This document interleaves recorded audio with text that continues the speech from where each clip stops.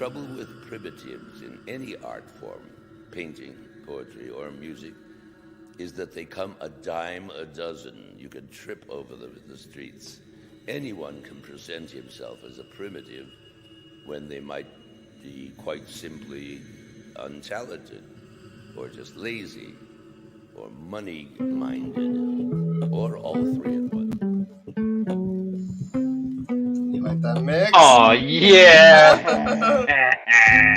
Welcome to the LeafCast, a first-time reader show based on the epic fantasy series The Wheel of Time by Robert Jordan. My name is Ryan, and I'm currently finding a boulder to sit on and wait while Brother Dan composes himself in order to speak. Well, and Ryan, I'm glad because you'd better come to me. I always need someone to talk to. And this is the LeafCast, and we are the way of the leaf. The way of the leaf. Yes, this is the LeafCast, and we are discussing chapters 2 through 4 of The Dragon Reborn. But first, guys, gals, and in-betweeners, if If you aren't lucky enough to have caught this airing live, let me explain what this is and why you should keep watching. This is a spoiler-free discussion show called the LeafCast. We meet every Tuesday at 10:30 p.m. Eastern to follow along as our first-time readers experience the Wheel of Time for the first time. We get some amazing takes from our readers, and I guarantee it that it is well worth your time. So please hit that like button, and if you haven't already, subscribe to our channel. Dan, my dearest Ryan, I do also want to. Ryan, can I also say we are instituting a somewhat of a more legitimate drinking game. The details of which will be more obvious as we go along. But if you're watching live or in somewhere in the future, try to have something to drink with us, and when it occurs, feel free to imbibe with us. Yes. We encourage all of this adult activity, but Dan, we have some furious first-time readers. Let's introduce them, shall we? Ryan, you're looking sly. I know a guy who can fix that sty in your eye. But enough about that. Bring him in. Here's Josh and Case of Ice and I.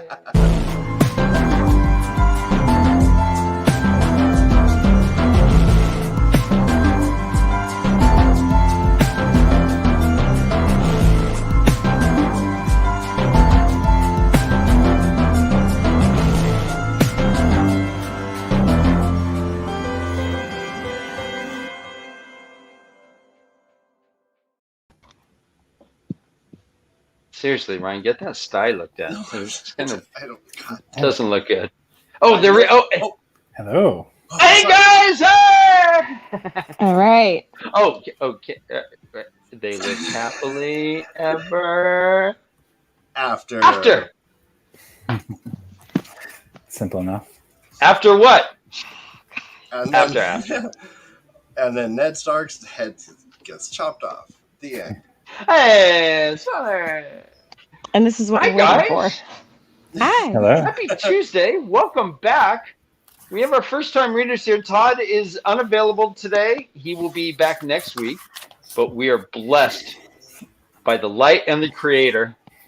We are favored with his good fortune to have returning with us our two very best friends, Josh and Case. Sky, whatever will weave. Special thanks to Christine. Welcome. Exactly. Welcome to the Puppet Book Club. How y'all doing? You guys look awesome. I like your backgrounds a lot. I like that artwork. I like those flowers. I like it all. Do you like the bird chirping in the background for me, Dan? Yes, I like that too. It's a nice ambiance. It's real life. Where's that cat when you need him, right, Ryan? Mm-hmm. Josh, you did that art behind you. Okay. That's the Samuel doing. Are those octopi mating? Okay.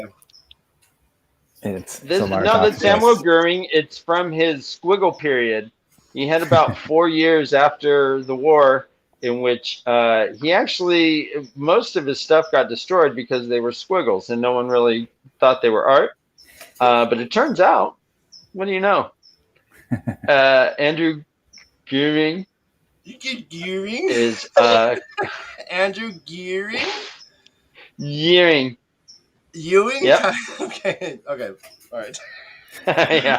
Obviously related to Patrick Ewing, the famous brother of... I think it's awesome. I'm in a new spot. Doesn't this kind of look beachy over here? Because I'm kind of beachy right now. I got shorts on. Beachy shorts. All right. You're looking fabulous, brother Dan. Hey, Dan, very tan. Look at these cows. Do you see these cows?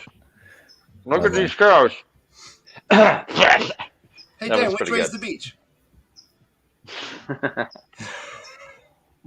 way! What is that even from? I don't know. We used to do our But you flex and you point the other way. Yeah. Oh, Ryan, we're man. not here to talk about this garbage nonsense stuff about flexing when you point to a beach. Who does that anymore? Come on, we're here to talk about this book series. We're doing Let's do chapter it. 2, 3, and 4 of The Dragon Reborn, the third book in the series, The Wheel of Time, written by Robert Jordan and finished by Brandon Sanderson. Ryan, did you forget this? No, did I forget this? No, I'm really thinking about that flexing question. Who does that anymore? I can't. Who does that anymore? I think the world's moving away from bulking up and going more towards calisthenics. I think we want more like long, sinewy muscles. I bet you that there's 2 people in our chat right now that would do that. If you said which way is the beach, they would flex and point the other way. I bet you there's 2 people right now in chat. Raise your hand. Yes! There. Look at those guns. Hold on, guys. This is a nonviolent show. Put those guns away. Come on, Josh. We're the way of the leaf, not those gorgeous sides of beef. All right. I don't know. You're gorgeous. You. Ryan, let's You jump are into this. pretty. Ryan, we got 3 chapters, so I want to kind of get things going. We started a little late. I had some technical issues. Thank you for your patience. Guys, chapter 2 is called Sidene. You all know what Sidene is. You all know. I don't even need to say it. You know what? This chapter starts right when the last one ends, more or less. They had just entered the camp of the Dragon Reborn up in the mountains. Leia is the Tinker Woman, the Tuathawan lady that we met, and she instantly wants to go see Moray. She's like, he's like, yeah, let me get you something hot to drink. She's like, nope. And Perrin is not surprised. All the women that have visited Moraine have done this as well. Even some beggar woman who didn't even have shoes on her feet in the snow. She had to go see Moraine right away. Any thoughts? Dan, What's going on? Dan, last week we learned in chat that this quite possibly could be Moraine's booty calls, right? So that could explain the kind of the urgency with these women, because she's just magically calling them in from far and wide. It's like Aes Sedai Tinder. She's like, I don't know why. I knew if I came here, I would come. She's like, are you willing to travel? I don't have a ride. Well, you can ride this. Okay. Well, yeah. So much to say there. Mm-hmm. And so Perrin. Oh, go ahead, Ryan. Oh no! And the whole time, Perrin's just going like, "God damn it, she's a tinker! What the hell is she doing here?" She's a tinker. You're right. And so the Tinker Woman goes up. He is just being bombarded with questions. He's just like, nope, we only saw one raven. Yep, the raven's dead. Nope, she told us nothing. Nope, just kind of, hey, bro, what'd you learn? Nothing. Moraine's keeping a pretty tight lip, it seems. What percentage of shit is she actually sharing, do you think, guys? 2. Yeah. 2%. Or less? Nothing. She's super secretive throughout. Yeah. Dribs and The drabs. entire chapter, at least. But later on, she kind of like says something, and Lan's like, "What? You're going up to 3%?" Yeah. Watch it, girl. They walk up to Min, and first they see the Ogier. They're loyal. She's like, "Oh, you got an Ogier? That's crazy.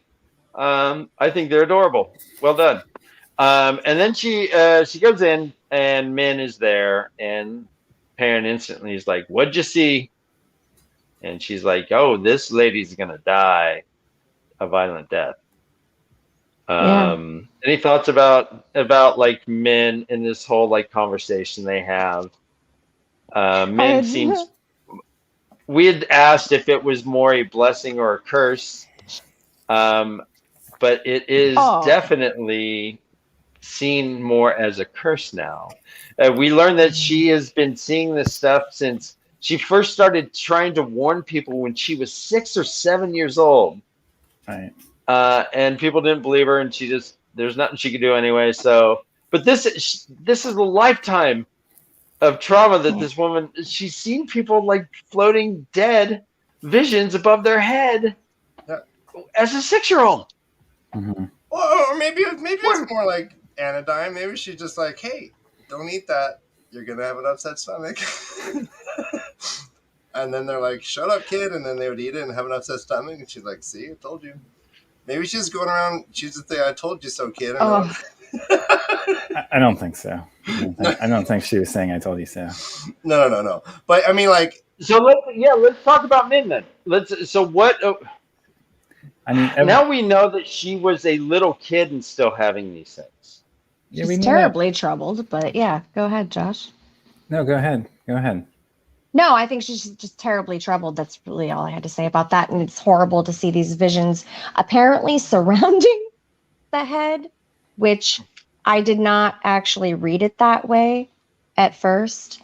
I was very confused by the beginning. she's like, whose shoulder is the head on? Whose shoulder is this floating over?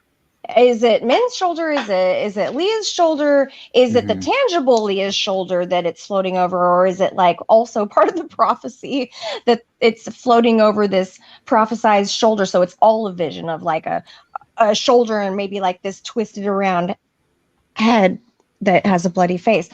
Very dark for me in that aspect. But so that's I always saw went. it. So in a cartoon sense, when someone gets bopped on the nose and they fall, and there's like 4 or 5 birds going tweet, tweet, tweet. That's what I saw the visions as, is like these funky things that would like fly around someone's head. As like, yeah, like how a do you mini see him, Josh? dragon mount, like a little dragon mount thing growing on your head. Yeah, just like a little carnival thing floating above. Yeah. Yeah, I think it's like a halo. How do you picture the vision? Like a halo, like that.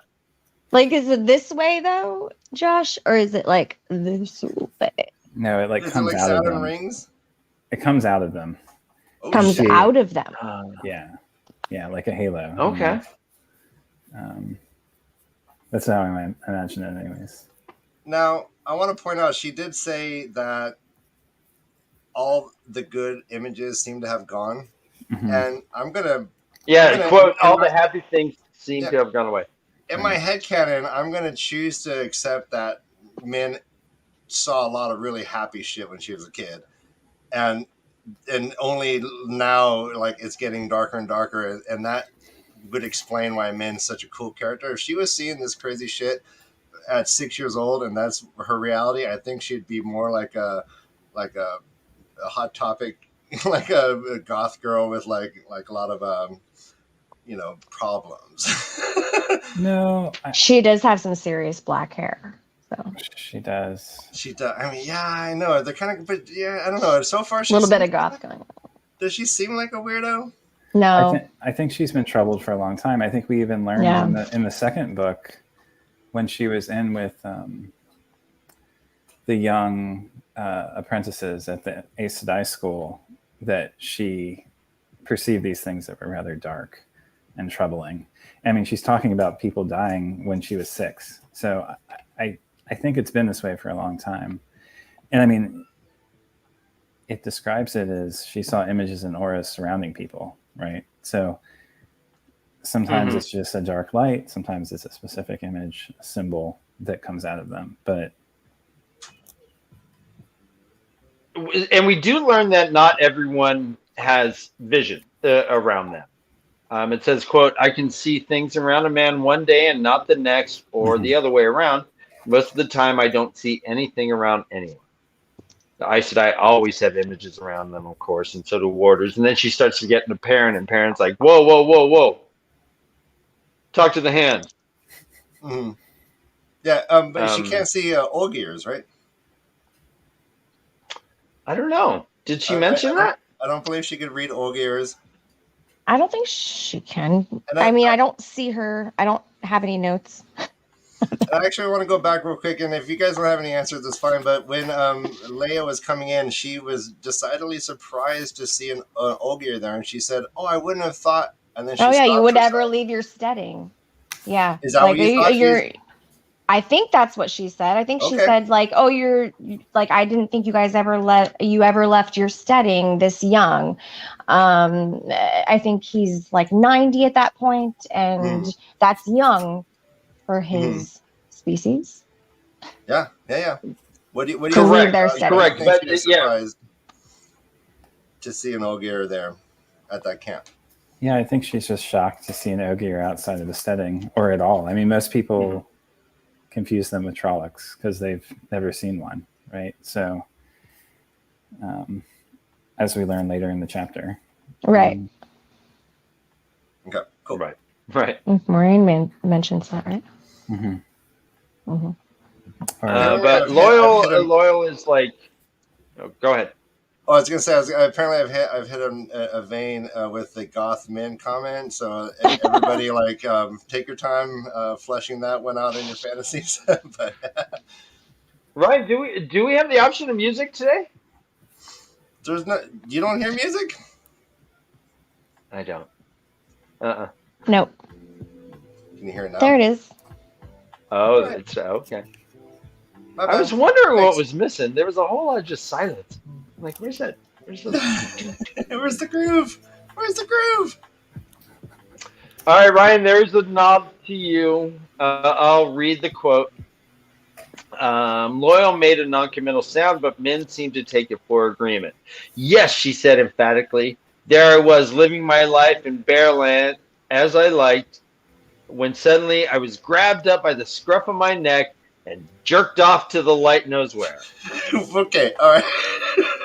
We laughed about that. I'll give you a minute. Starting now.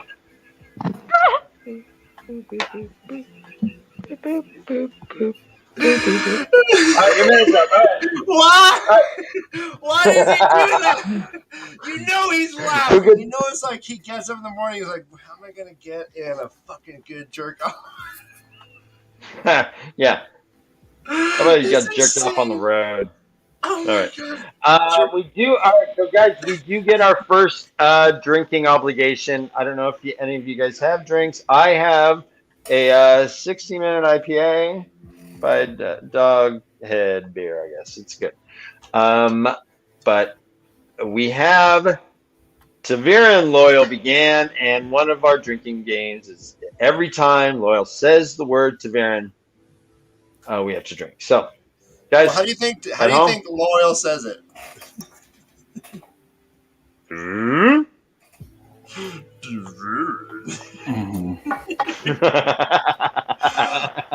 Although I like the slow mo. like a treant. I think And it's then important. there's just I think it's Carissa, you're important. muted. go ahead. I'm sorry. Please go ahead. I think it's important to note before we go on too that we get our first indications that Min's visions, although always come true, her interpretation of them is flawed. Mm-hmm. And that it doesn't necessarily mean that she has the truth of what's going to happen, but rather the reality of it. So Or here's when. the interesting line to your When's it gonna point, happen? Josh. The reality, yeah. I had highlighted this. It says the seeing doesn't come when I want it to, and neither does the knowing. It just happens, and sometimes I know something a little bit. It just happens. Which, to your point, it's when she knows. And Maureen says later, "Hey, you've never proved me wrong so far. Everything you told me has come true, but maybe this is She's doubting her. Well, I mean, There's isn't a the difference. assumption that everything? I mean, like. Well, I feel like she just doesn't does- want that one to come true, does she and have not to now, pay- or maybe she knows. I don't know. Oh, I'm sorry. No, I'm sorry. Okay, go on. Sorry. Oh, no, I was gonna No. say, does she have to? Are we saying that she has to pair an interpretation with the vision and then it will come true, or is it that she just has correct visions and most of them she knows, but some she just doesn't know, and she can't say whether or not they come true, but the reader should assume they come true? Well, no, the thing that she sees does come true. It's just her interpretation of it as the woman dying is incorrect. Okay, yeah. Exactly. So Everything she says seems to be entirely 100% prophetic. She just doesn't really understand everything that she sees. But when she Right. does, she knows, as if the knowing is part of the vision Vision. itself almost. But she Pretty doesn't. interesting. She doesn't know how it will come to pass. She only knows that it will come to pass, which I think is a very important distinction in the overall At some scheme point. of prophet. No, not just as no. In this case, the thing happens. The woman has a bloody face, but she doesn't die. And Min explicitly says to Perrin that she's going to die. I know. In the context of her truth telling. So she isn't, again, her soothsaying is true, but her interpretation of it is incorrect. Oh, okay, so you think Right. She says she doesn't know when or how. She just knows the result. So yeah, she interpreted it as her dying, but Josh, you're saying she just misread it and she just kind of got cut. It wasn't her dying; it was her becoming injured. Okay. Right. Yeah. Which is not the same thing. I disagree. Correct. Why do you disagree? Well, what Min says is she was pretty sure that she said right away that Tinker Woman's going to die. Yeah. Up to that point, she had never necessarily been wrong, but when Leia gets hit in the head, they're like, "Huh, maybe that was it." And Min is pretty still steadfast, saying, "I know what I know. I don't. I think you guys are full of shit, but yeah, maybe it is." I think she doubts herself, but I think she doubts herself when it happens. You think that she? Yeah. Well, let me. Oh, go ahead. What makes you think that? I want to know what makes you think that. It's getting exciting. Here we all turn pages. Like, all right, hold on. Where is it, Josh? Now we're cooking. Right? Let's see. Just reminds me of being in Bible study in kindergarten, and they'd say, "Turn to this passage," and I'd be like, I think it was Deuteronomy, Leviticus. Ah, come on, you're gonna have to narrow it down, buddy. "Is that Numbers with a K?"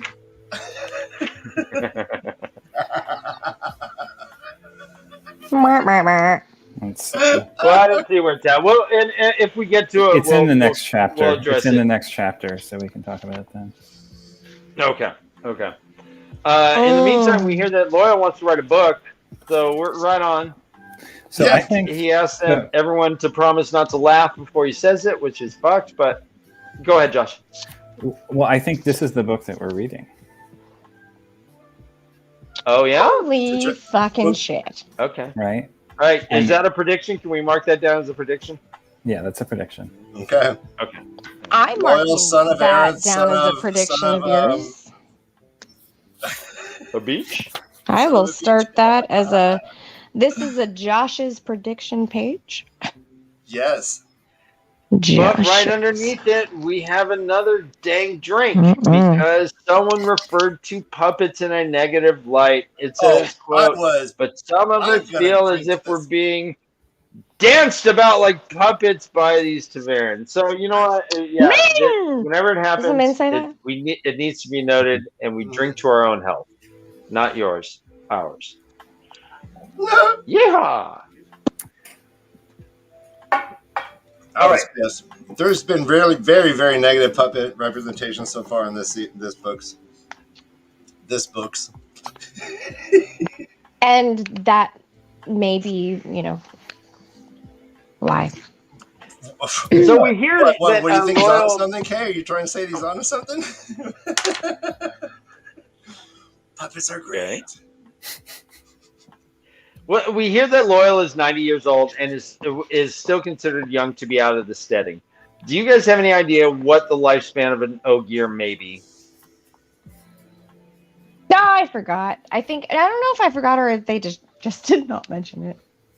I'm sure Josh will know. I don't know if they mentioned it. I'm just wondering if you guys what ballpark? Josh is 1,000 much years? better at the facts. Million? My impression is about 500 years, but I could be wrong. Why is that? You were way off about the distance. Okay, well, you got to that give would a make number then, his- Kay. You can't just say. All right, oh, fine. I will guess too. I think that they live about. Yeah, I have no reason or rhyme for this guesstimation, but 1,000 years. I'll just double your number. All right, I thought you were gonna go with 501 like a All right, like an asshole. No, I just go double or nothing, like a real gambler. They mention Well it in done. the second book when they're visiting. It was the left-handed. Right. How old Right. they live? That the elder is about 500 years, I want to say. Why don't we just stop it? Right, Flamingo Sedai says 500 to 700. Okay. And to so on, 500, I think. All right. Okay. Nice. Okay. So let's say a Hashtag human saying lives laughing to my ass off, 100. Kate Sedai. Yeah.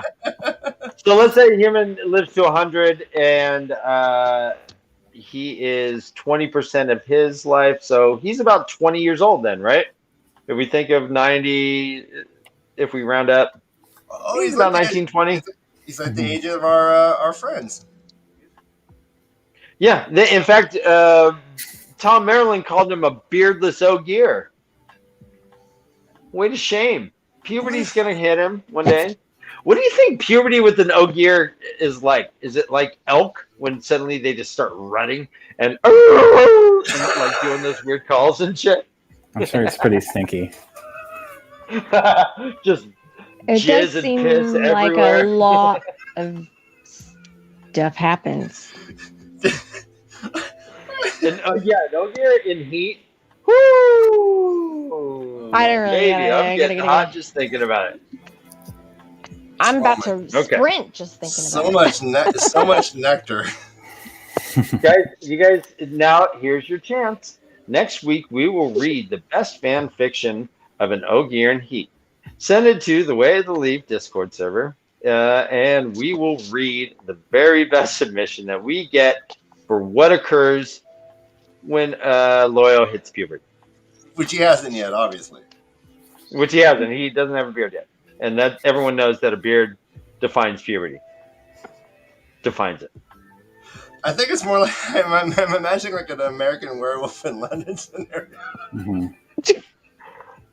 I think Loyal on his head's like, I may be beardless, but I have some pubes. Like when you're like in 8th grade. Anyways, all right. Sorry, guys. that was a really good voice. I loved that.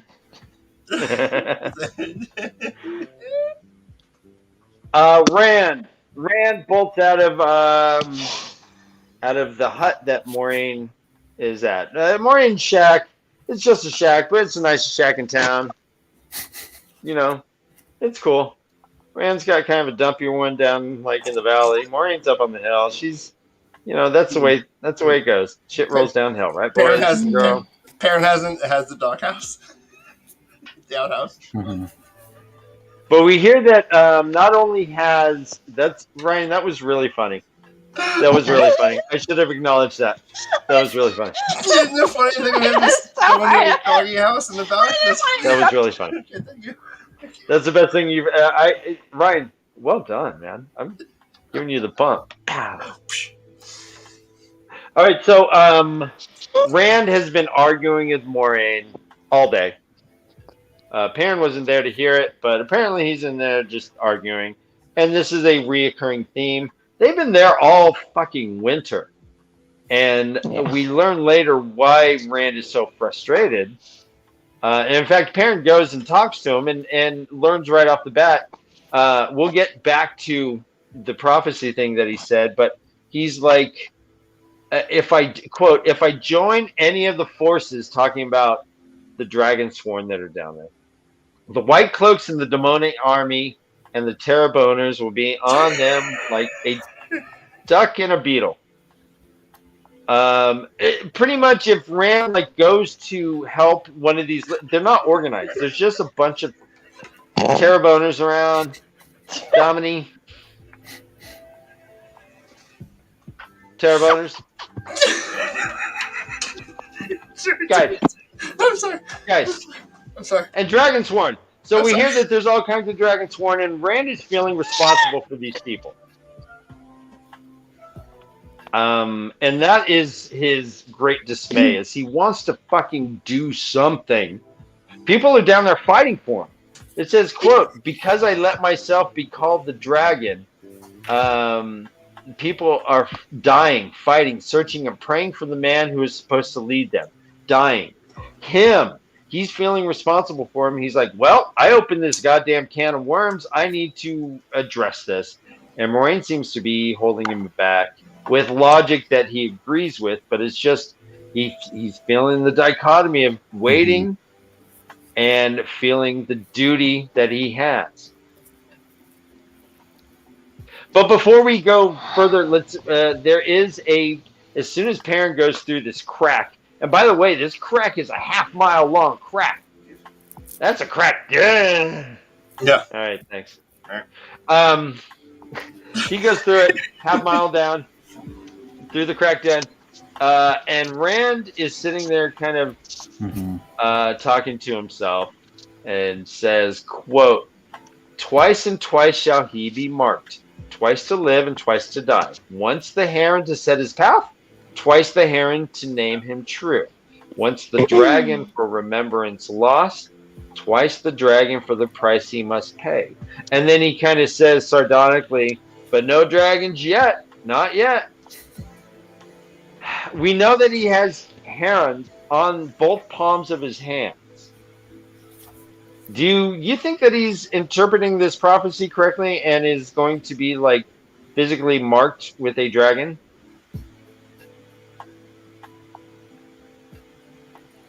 Okay. Physically marked with a dragon. I mean, he's got like gold scale type things on his clothing already that I remember, right? And he has the serpent.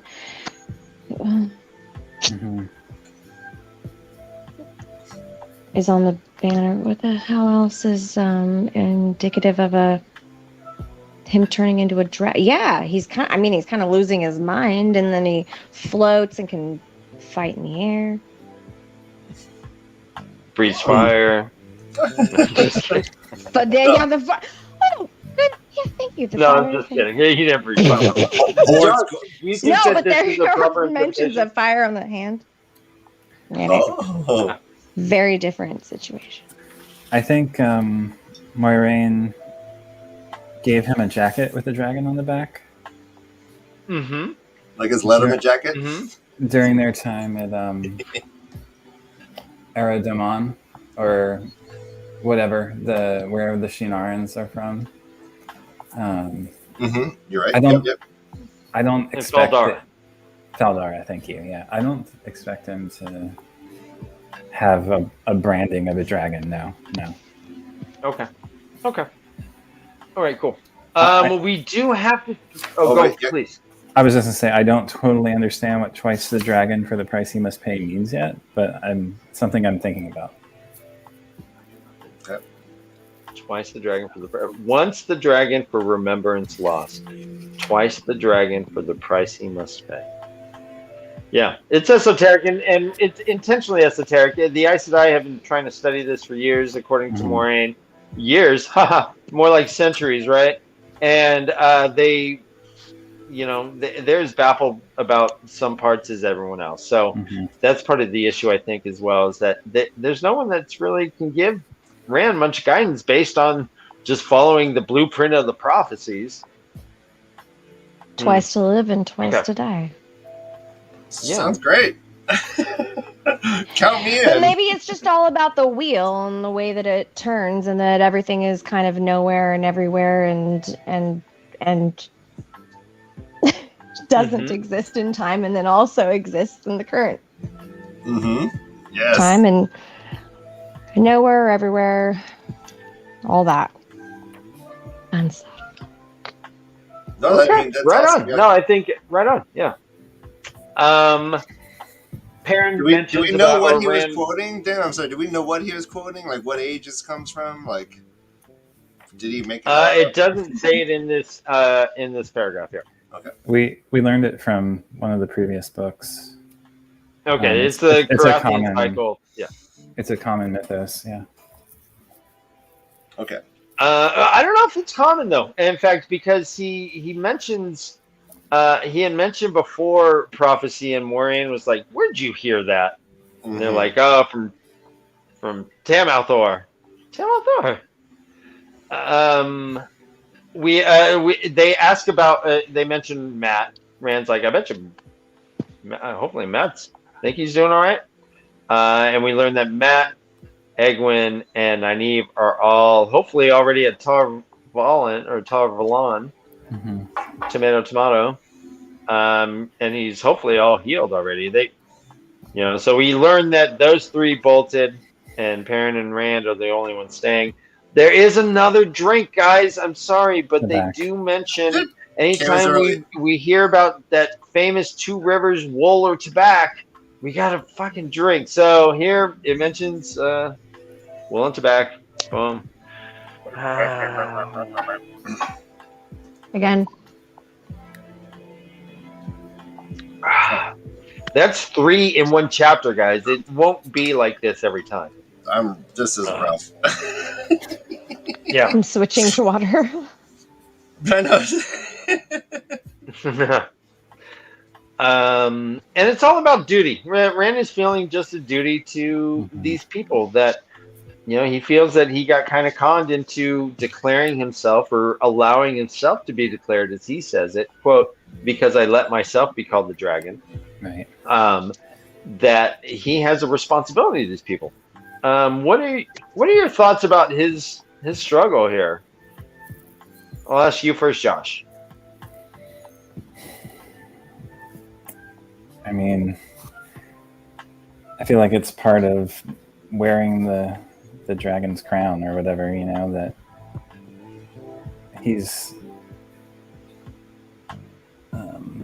the reason he comes into this position is because he's not obsessed with the horn. He's not obsessed with power, right? That's what sort of the crux, the balancing point of all of this is. So this is the dichotomy of it, that he feels responsible, but on the other hand, he rejects that responsibility and that duty because he feels like he's being forced into it by the turning of the wheel and the way the pattern's shifting. Right, and having very little choice or say in the matter, it appears. Okay, what do you think about this whole thing that his arguments with Moiraine and his desire to go help the Dragonsworn, but also her logic that says, man, you go down there, you're going to get eaten up? I don't know. I just, I'm more focused on the relationships within this specific chapter of like them not being able to be connected anymore. And Egwene and Nynaeve and Rand and Matt and Perrin have all kind of they're just not in sync. Yep.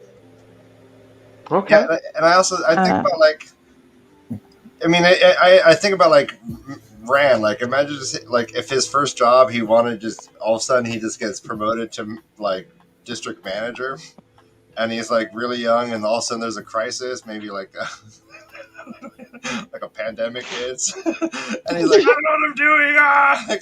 Like, seriously, like this guy is 20 years old, and he feels that people are fighting and dying in his name. That's a burden of responsibility that he had no idea. Like, what are we thinking? Is this less than a year since Winter's Night, right? Well, I guess just do Winter. Yep. What's the time frame? It's less than a year. Because it was harvest time. Okay. So Beltane was more or less like June. Like spring, early summer festival.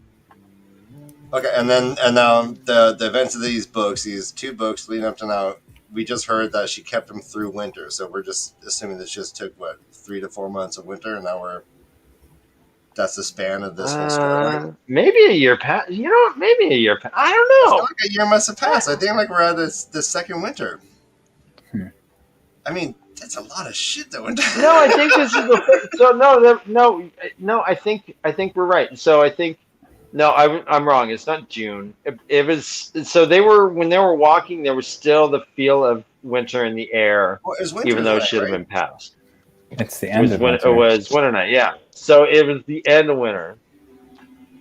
It's about I'd say it's about not even a year then.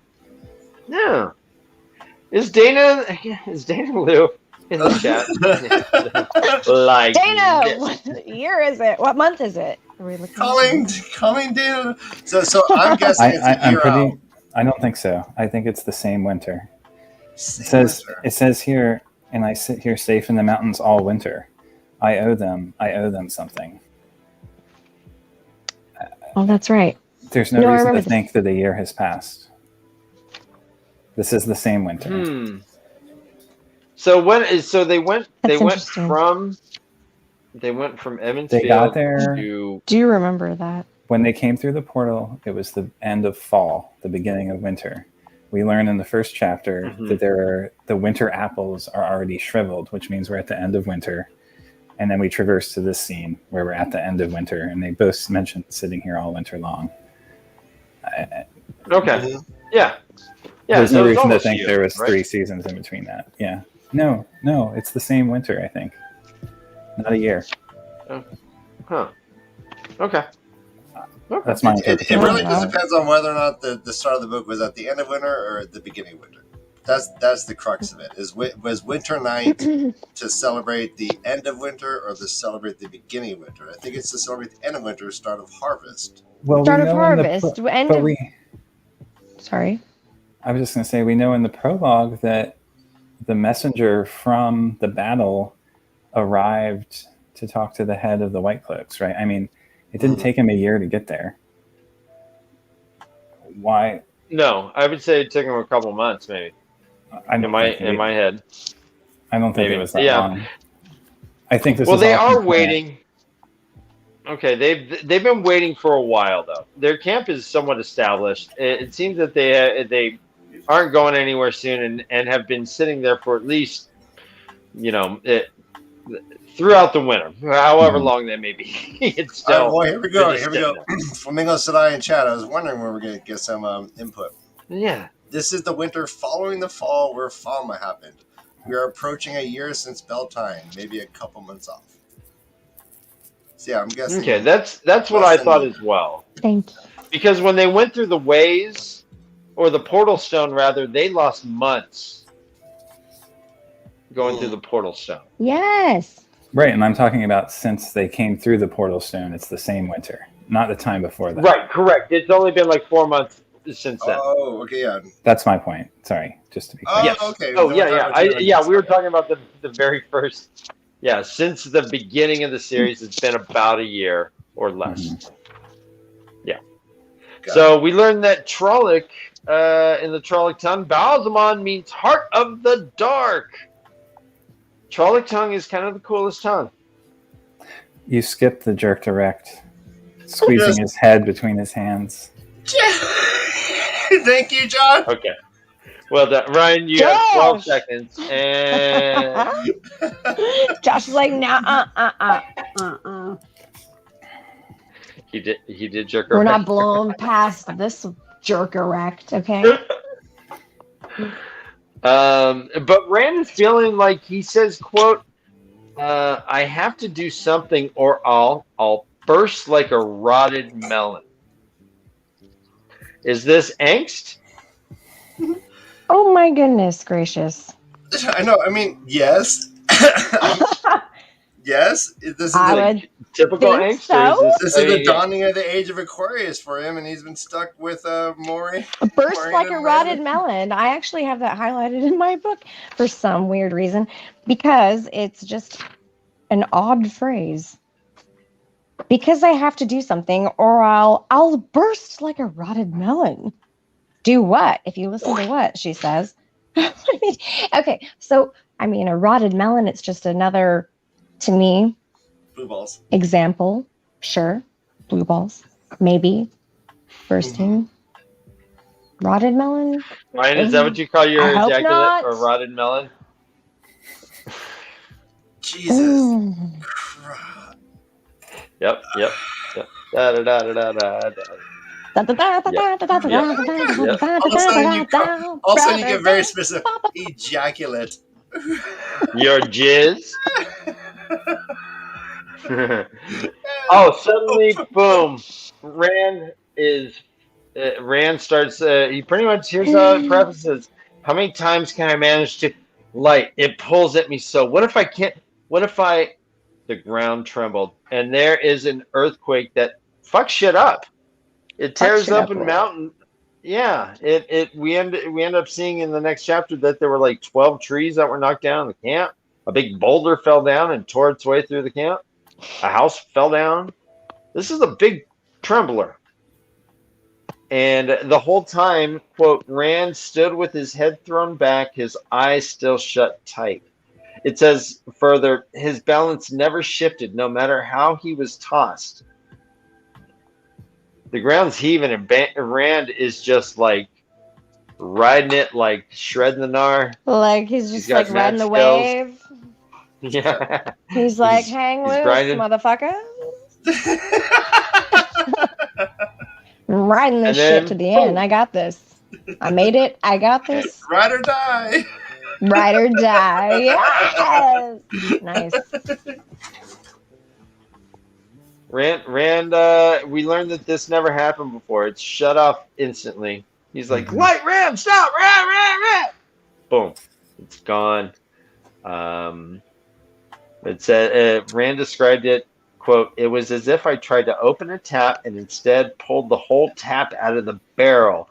It filled me. I had to send it somewhere before it burned me up, but I did not mean this. Does this image of Rand having like the ground shaking and upheaving and him not losing his balance at all, does that call to mind anything that we read before?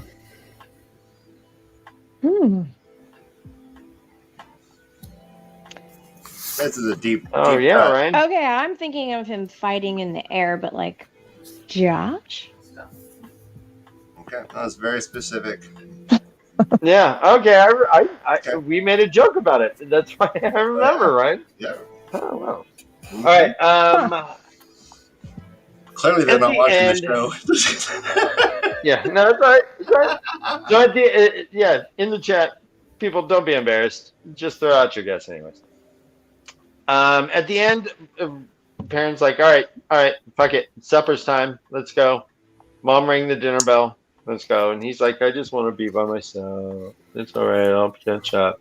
But then he says, quote, do you have dreams when you sleep? Good dreams? Perrin responds, sometimes I don't remember of much of what I dream. And it says he had learned to set guards on his dreams. Oh. And then if further it says they're always there. Dreams, said Rand said so softly, barely heard. Maybe they tell us things, true things. He fell silent, brooding. Any idea what the fuck he's talking about here? Yeah, we've seen them all throughout the books, right? I mean, Rand's dream of the Escher's. But what truth is he thinking that he might be seeing? What? The pattern, right? The pattern? I mean, yeah. Okay. Yeah. Okay. Any thoughts on Case that I said I? I could not hear the question. I'm so sorry. Yeah, I'll repeat it. Can you repeat that? Are there any thoughts of Rand who was mentioning dreams at the end? Mm-hmm. Perrin says he learned to set guards on his dreaming. And Rand says they are always there, dreams. Maybe they tell us things, true things. He felt silent, brooding. Yeah, What? I have that highlighted actually in my book, and I'm super There we go. frustrated because I don't know why I have it highlighted. It was just it stood out to me apparently for some reason or another. I have also there are enough who want you dead and the rest of us without you doing the job for them.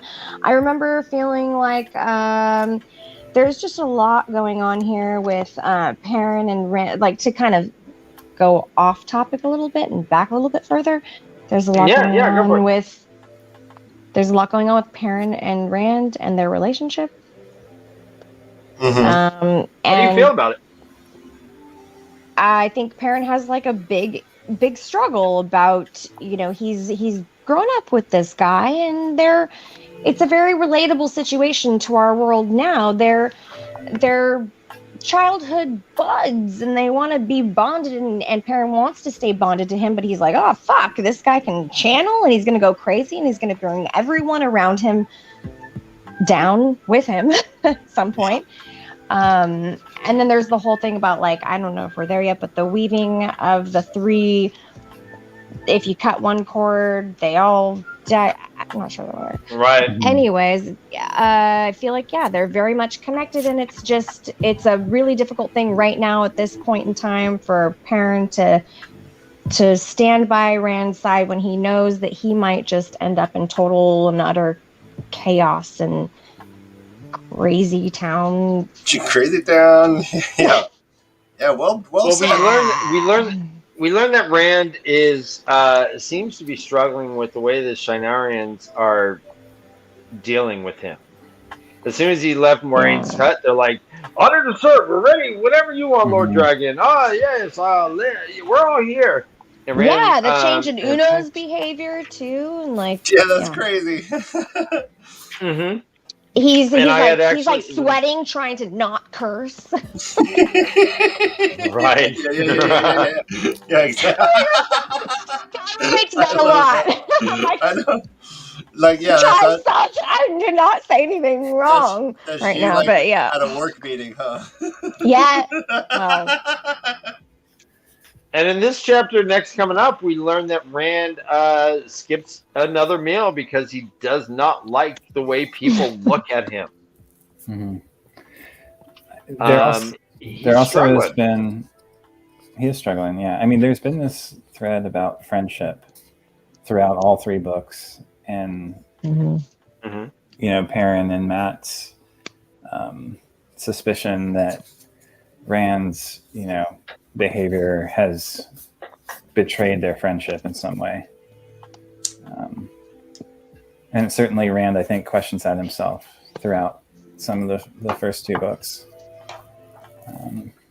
Well, he has that big moment early on when he literally like pushes them away and like kind of like after school special style, like, I don't want to involve you in my troubles. Yeah. Who do you think was better friends with Rand growing up, Matt or Perrin? Matt. Okay. Really? You think Perrin? Growing up? Mm-hmm. Yeah, I mean, at this point, I think Perrin was really close to him. Okay. But, yeah. Yeah, there has been. We have seen moments, especially in the first book, when Matt was struggling, Rand was his boy. It was like, "Hey, I'm your ride or die. I'll make sure we get us through. We're going through the rain. Don't embarrass me, Matt. Again, please don't fucking embarrass me." And was kind of a ride or die. Here, it seems like this is more like Taylor Swift having a meltdown and her like childhood friend saying, "I'll go talk to her," and then going and talking to her.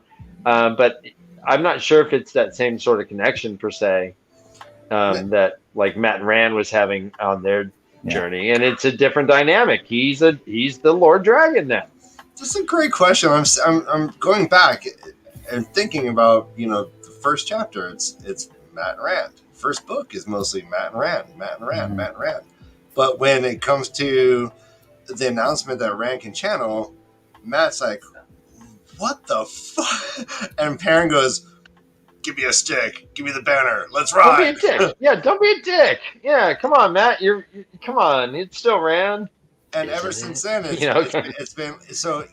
I kind of had the sense that that Matt and Rand were closer. They did more things together. I kind of imagine like Matt and Rand being the dynamic duo, and then and Perrin on the outside. So, but it seems like Perrin has this very intimate knowledge of Rand, and goes, he's gonna need to talk after argue with Moraine. He's gonna, and he knows to like sit and wait for Rand to kind of come to his senses and talk. He doesn't push Rand. He's really like an amazing guy, camp counselor.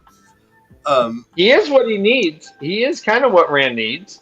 But I don't know if he has this bond. But yeah, is he acting like a? I mean, this is the closest friendship kind of like chapter we've seen, especially from Perrin's mind POV. Right. Yeah, it's fascinating. Yeah, it seems like the relationships is just shifting. Do you think that Arthur Hawkwing. Arthur Pendragon? Arthur Hotwing. Hawkwing. Hot wings. Hotwing. Arthur Hawkwing's. Do you think that he had a? Do you think he had a friend that played the same role? I mean, like Matt and Rand. Matt was always used to being kind of the boy, right? Like he was the one who got the girl, and Rand was the one who questioned himself. And so when suddenly Rand becomes number one, Matt's like, right? This isn't interesting. Whereas Perrin has always been there sort of as a supporting figure. And maybe his role in the pattern is to provide that sort of support structure and like create a foundation for which the dragon can walk peacefully into his role, So you're looking for. So when you say, does Arthur Hawkwing have a friend? If let's say hypothetically there was some sort of friend, what assumptions are you going to make from that? Why did you bring that up in relationship to Perrin right now? Because Perrin and Matt clearly Perrin's playing a role. He's TAVERN as well, right? So what is that role? Was he meant to be the dragon? Or is he an appendage of the dragon that was there to raise the banner and there to support him in his time of troubles? And there's no reason to think that there aren't more people participating in helping to create the turning of the wheel than just the hero himself struggling internally, right? So that is a great point. Josh. He went and got the stick to raise the banner. He was there with Egwene, protecting her in the first book. He is right now the ultimate support system. He's always, for the most part, going out of his way. And in fact, so here, Min, he even tells Min, why don't you just get the fuck out of here? You don't need to be here. You don't need to be here. You should leave.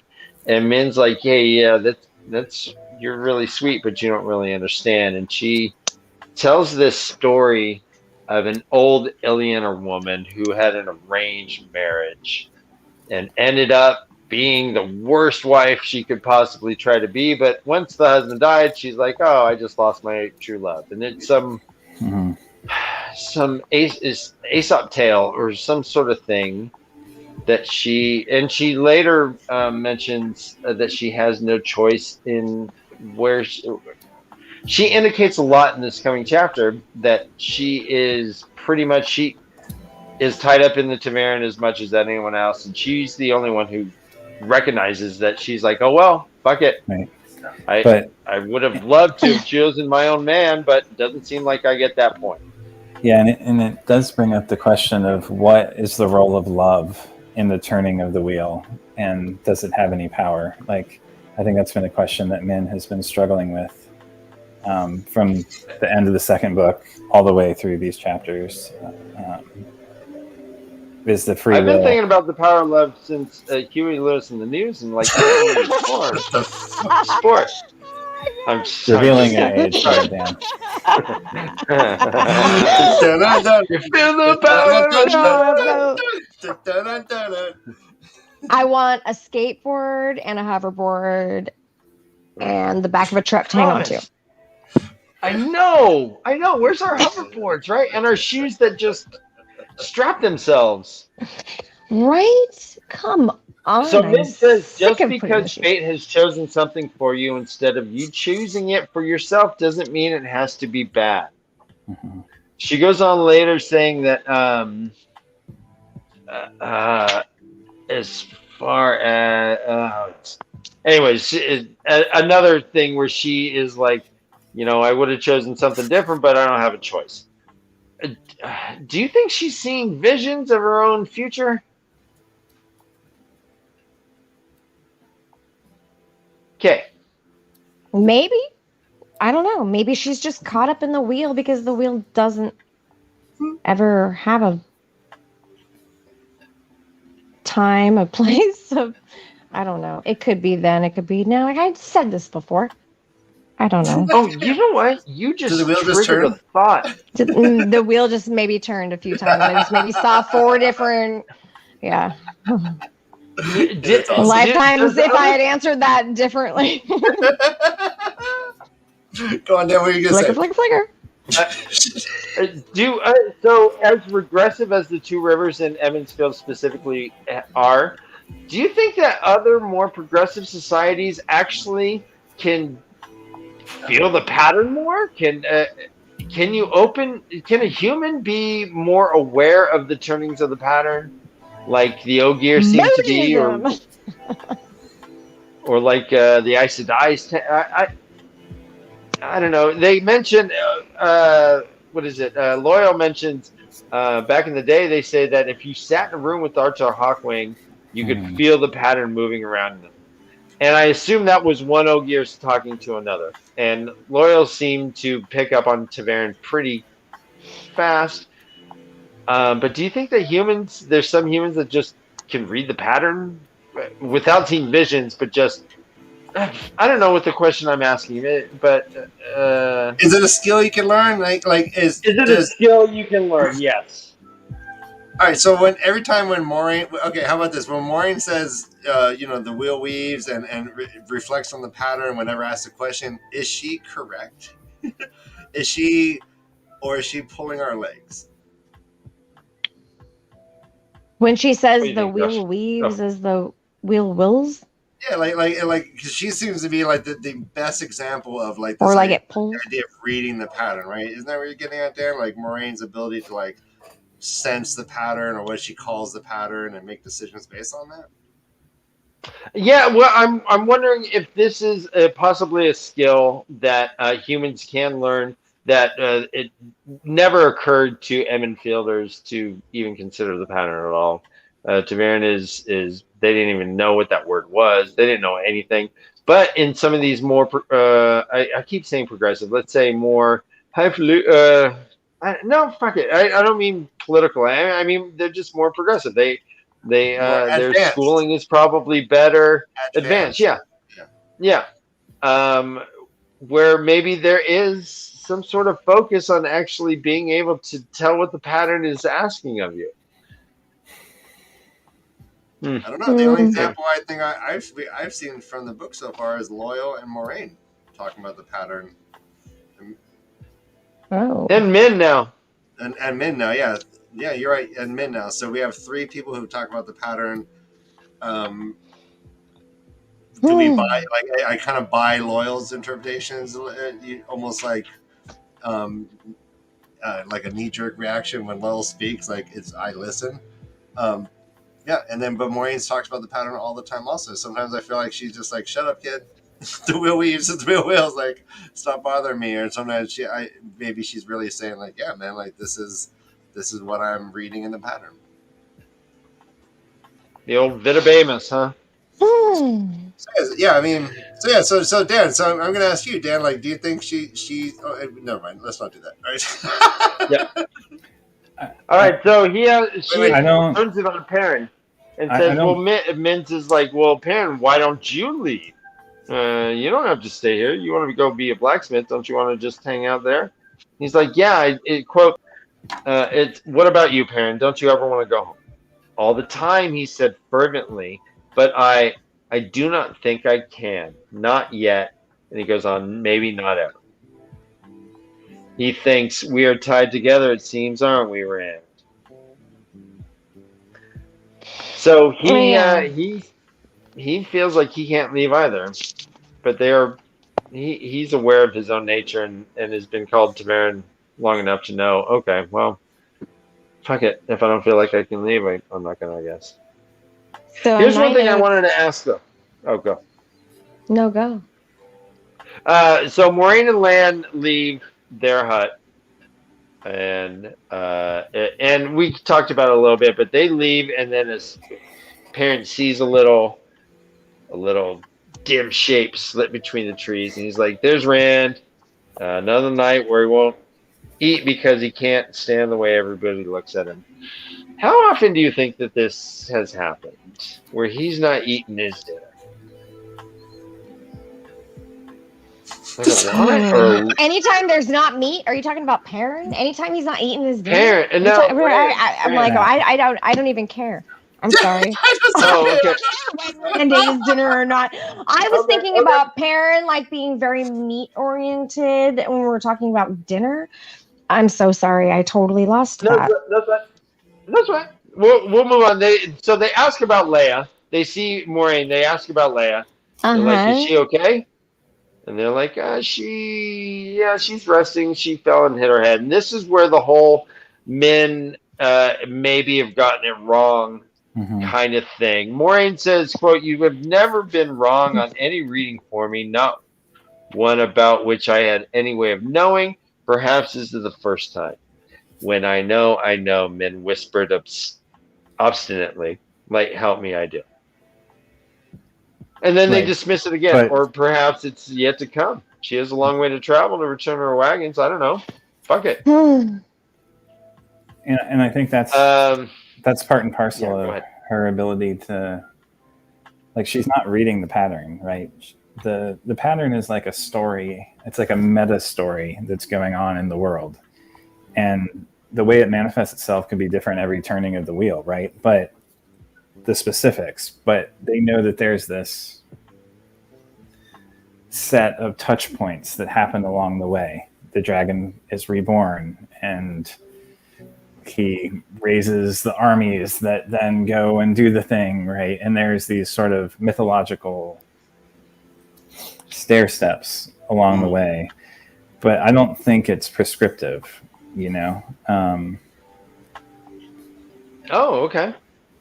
And Min's uncertainty is talked about right here. So Min looked uncertain. I thought I saw her death, her own face all over blood. I was sure what it meant.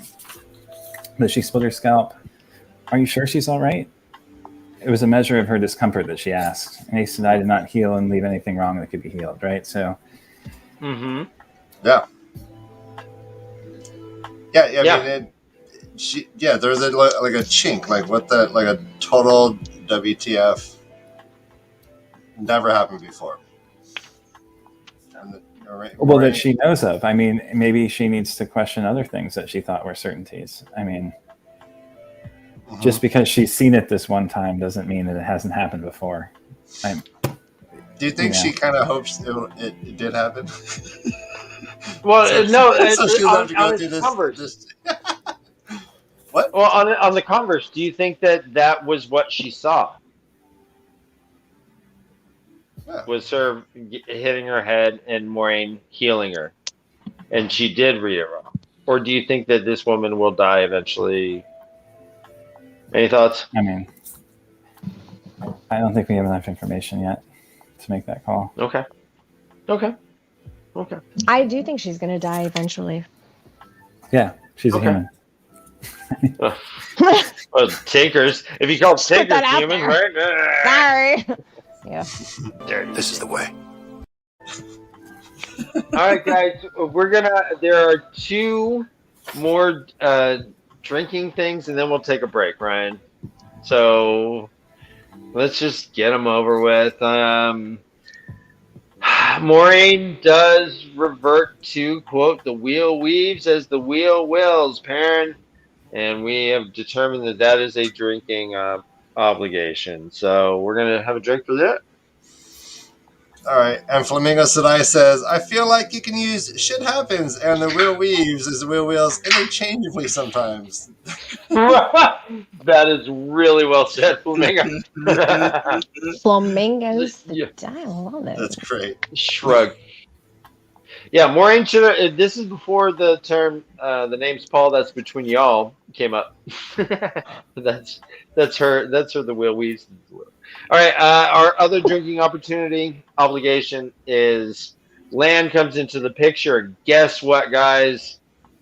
He is described, quote, the flames cast flickering shadows across the water's face, making it seem more carved from stone even than it normally did, all hard planes and angles. Anytime we hear rock or stone associated with Land's face, we got a drink. So, here we go. All right. So, yeah, let's go ahead and... Yeah, I think so, too. I could use a break. My hand's hurting. All right. We are set for a quick 10-minute break. We're going to be listening to the music of Ogres Are Like Onions, which is myself and my friend Keith from Iris Fibers. This is Ogres Are Like Onions. I like this band a lot, Ryan. Thanks, buddy. Thanks a Ogres lot. are like onions. That reminds me of Loyal. Because they make you cry? Because they're ugly? Because they make you cry? A little bit. Layers, donkey. A little bit. A little bit. All right, guys. Mute your mics if you can. We'll be back in 10 minutes.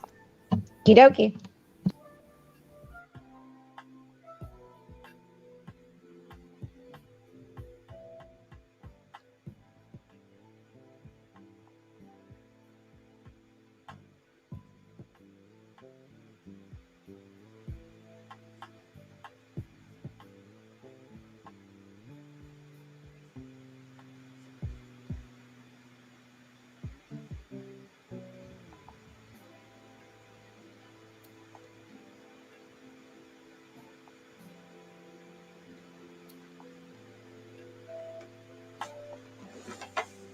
Ryan, can you turn the music up?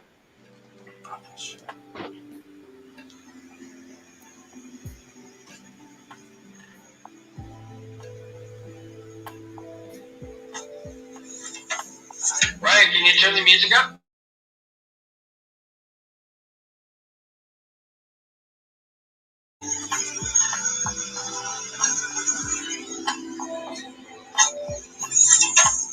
Ryan, can you turn the music up?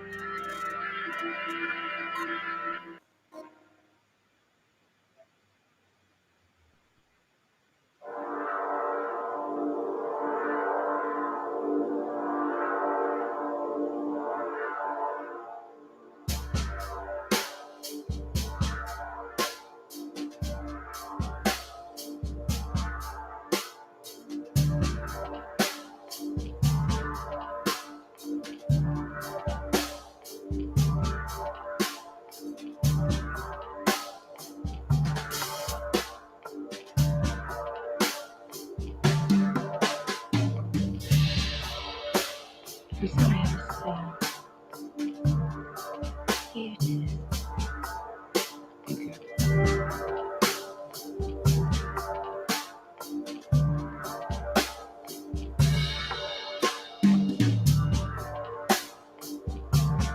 What's the message? Simply this.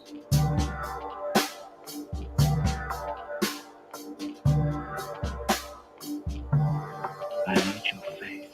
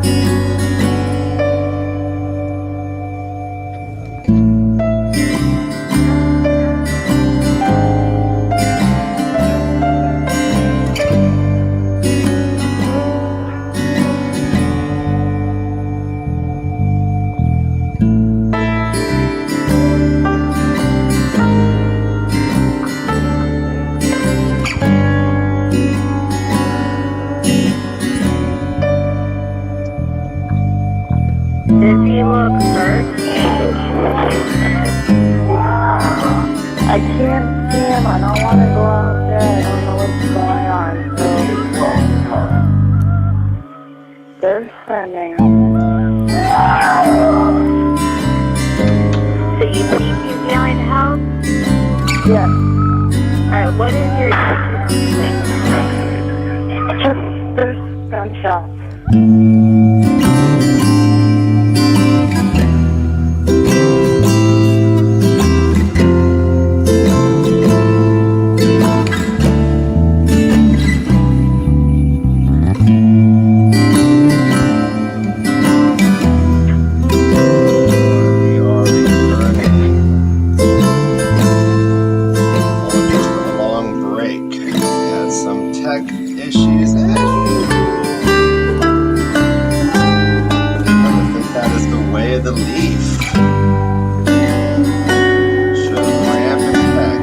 Brother Dan, are you coming?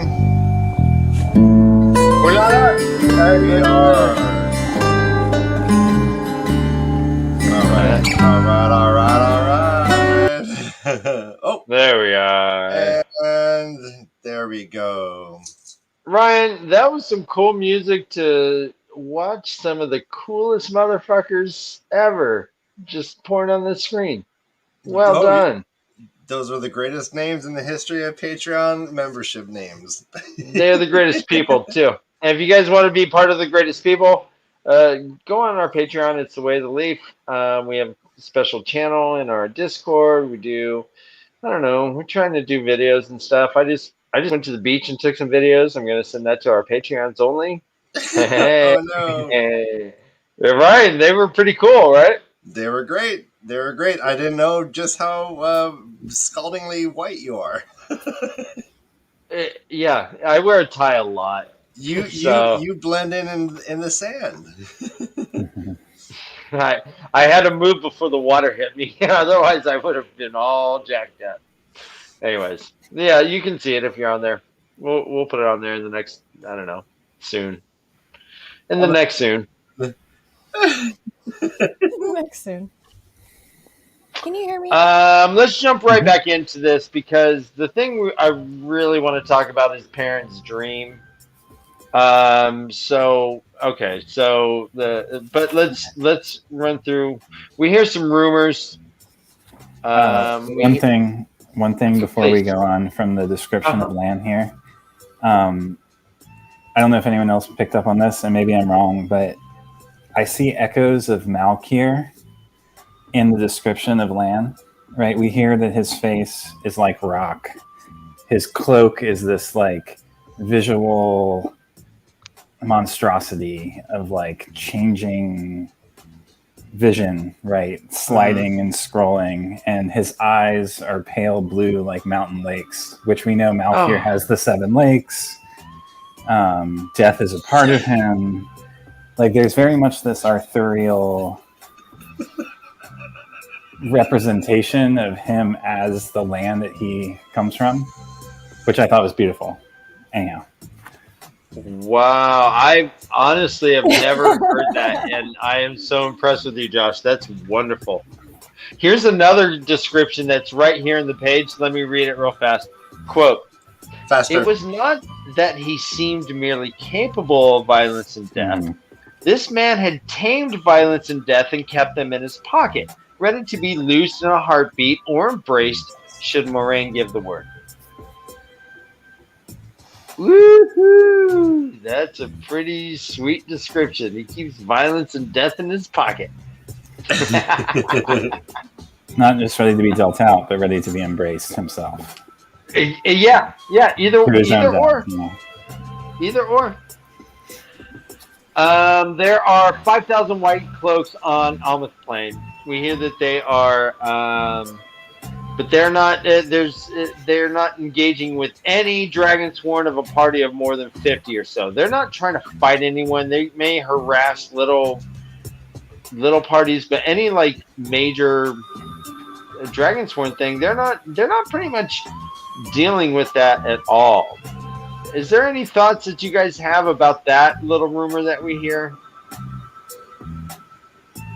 I am so sorry. I was totally distracted by the music. Oh, What's it's okay. happening right here? Can you repeat just like a summary of Sure. that? So the White Cloaks, there's 5,000 White Cloaks in the area on the Almouth Plain, but they are not engaging in any sort of major warfare, it seems. And in fact, they are seeming to try and break up the war, it says. There was something about how the Damani and the Terrabaners still try to kill themselves, but they're not really trying to mix it up, it seems. I don't know. I was wondering if you guys had any thoughts. Honestly, had no idea. My thoughts. Right now. My thoughts were that it's related to what we read in the prologue. You know, that we have on the one hand the commander-in-chief of the White Cloaks saying, "Don't kill this man. You know, don't destroy the Dragonsworn," and on the other hand, you have his lieutenant from, you know, the questioners being told by the Dark One essentially to go and kill him. So you have this kind of like push and pull. Right. So he did write orders, and it seems right now that the White Cloaks are not getting really involved. Ryan, you're gorgeous. Really? No, there you go. Who? Exactly. We also hear that 3 young men have died. All right, so I read this. It says 3 young men have died in village Mistress Leia's wagon passed near. Let me read it. Fuck, that was stupid. 3 young men have died in villages Mistress Leia's wagons passed near. But it was village mistress, and I was like, oh, village mattress! I thought I was for a second. But all of these young men were taller than normal and had light eyes. They, it says, quote, each in circumstances where no one should have been able to come close unseen, but that is how it has happened. And they mentioned the soulless. Lan says the Dark One is killers you don't notice before it's too late. And Uno's like, the soul, fuck, flaming soulless. Ooh. Josh is now the soulless.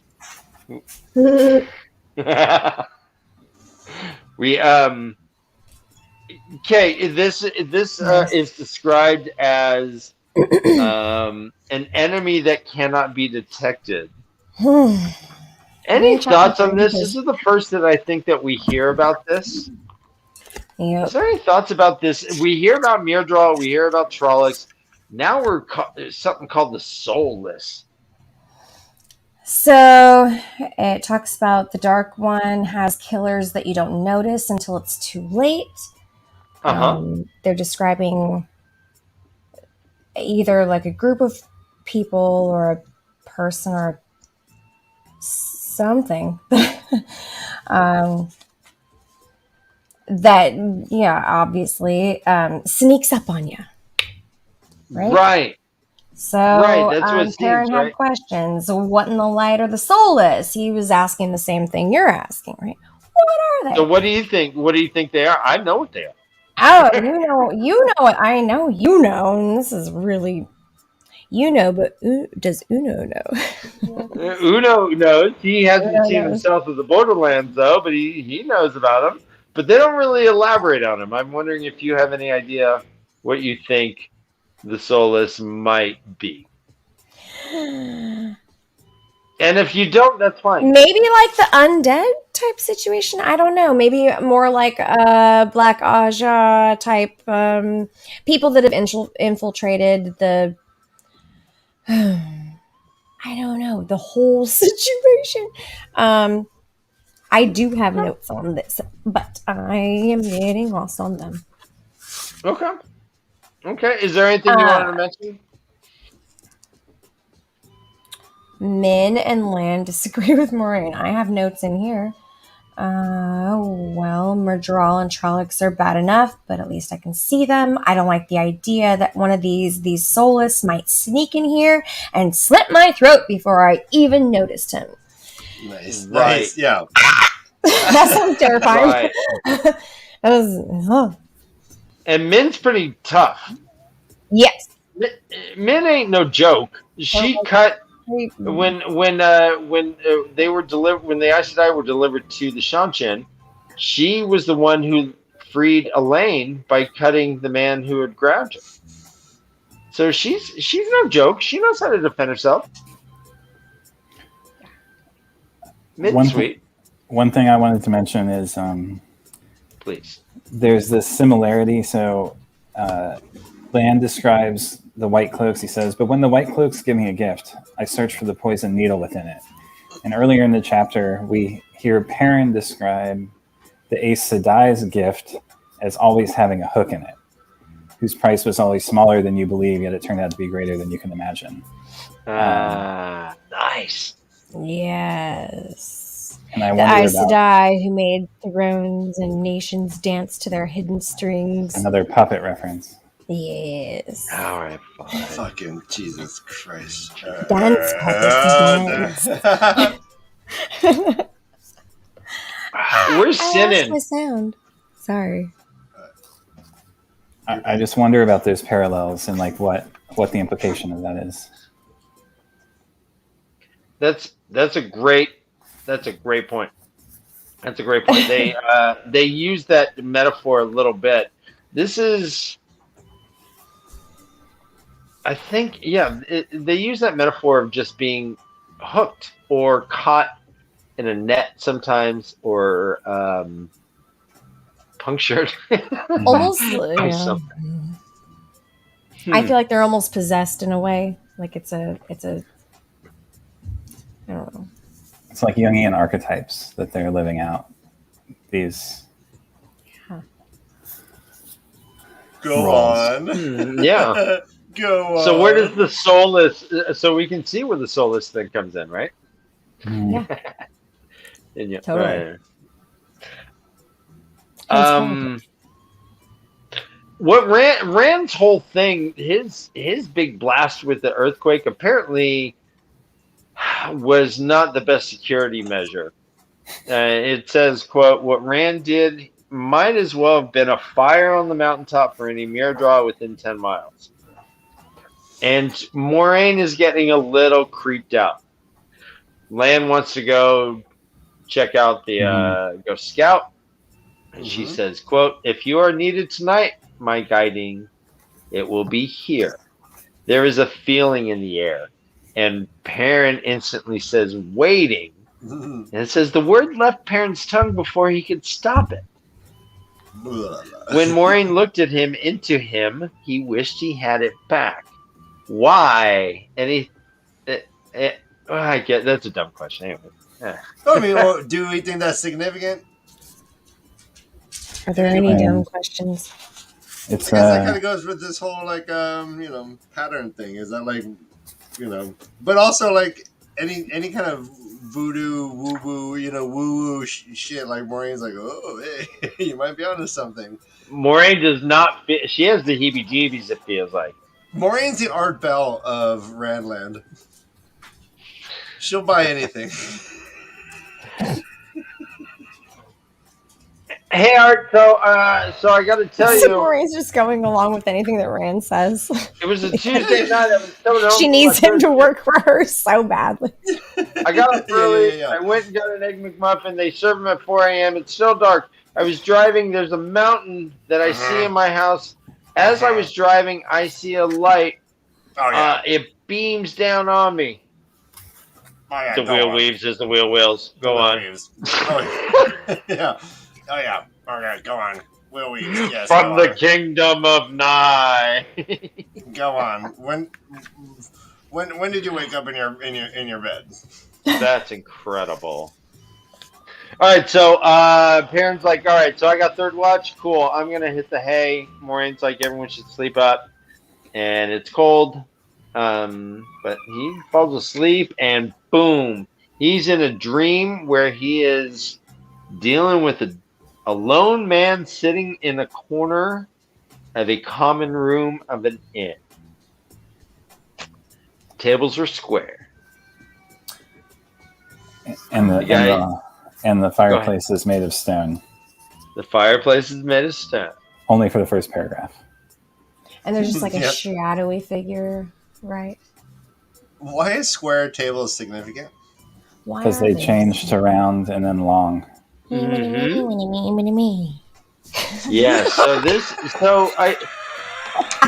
Yep. Oh, No, you're Josh, right. you're amazing. Uh, Had to. Sorry. I can't wait till YouTube tries to transcribe what you just did there, okay? So these dreams. So Josh, let's jump right into it. These dreams You're amazing. change. The tables do go from square to round to long. The cup was silver and then becomes golden. Gold. Mhm. What are your thoughts on this? It's Just a dream. variable of a dream? Yeah, it's a vision. And again, I think it's maybe related to the multiple turnings of the wheel, right? Like if he's experiencing something that's part of his tavernness, then these could all be ways that those things could go in the past or in the future. And again, I mean, if you're experiencing an archetype, the details don't matter, right? Like Maureen says, we must ride on the pattern, not on the changes of a moment, right? It's okay. All right, go on. I like that. Well, he says the rest of the room seemed in some way hazy, almost an impression rather than a place. mm-hmm. And it's vague. Just indicates a dream-like state to me in the beginning, but then we find out it is a dream. So I mean, Yeah, right. This guy. I was like, "Ooh, it's a dream! I'm so clever. This is such a fucking dream." And then I was like, "Oh, he says it's a dream." Great, cool, Robert Jordan. Yeah, way to go. Perrin has a Making pretty my notes frank irrelevant. conversation with this guy, though. and the steel feels solid. I think that's an important detail, right? Mm-hmm. And he is a blacksmith. Mm. which maybe, but it's his own steel that feels solid, correct? Mm-hmm. Mm-hmm. Yeah. So the guy says, "Oh, you're gonna give that up, right?" He's like, "Give up what?" He's like, "The axe." And he's like, suddenly, and that felt solid. Here, but Perrin says, "I've thought of it, but I don't think I can. Not yet." This is the second time that he has pretty much said this in a day. He said the same thing to Min when Min's like, "Why don't you leave?" And he's like, "Yeah, I'd love to, but I don't think I can. Not yet." Oh, that part. He also talked about throwing his axe. Yes, Thor. Right? Did you think of Thor, Josh? Because I'm thinking Thor-ish type Norse god comparison. Mm-hmm. But what are you thinking? Yeah, hell yeah. I was like, it does something with lightning. I remember that. Conjures lightning, or Thor's I forget the hammer. word. It's a hammer, but not an axe. It is. Yeah. I know Thor's is a hammer and not an axe, and I'm aware of that. But yeah. Thank you. But yes. Agreed. Yeah. Anything relevant there? I don't know. I don't know. It's in my notes, so you don't have to believe it.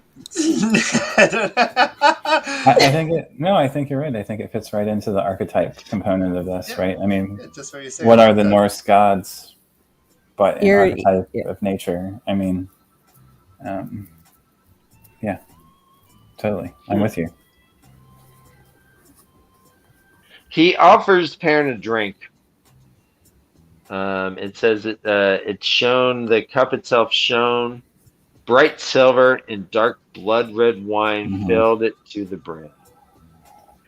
The man had said, darkness molded the man like a caress.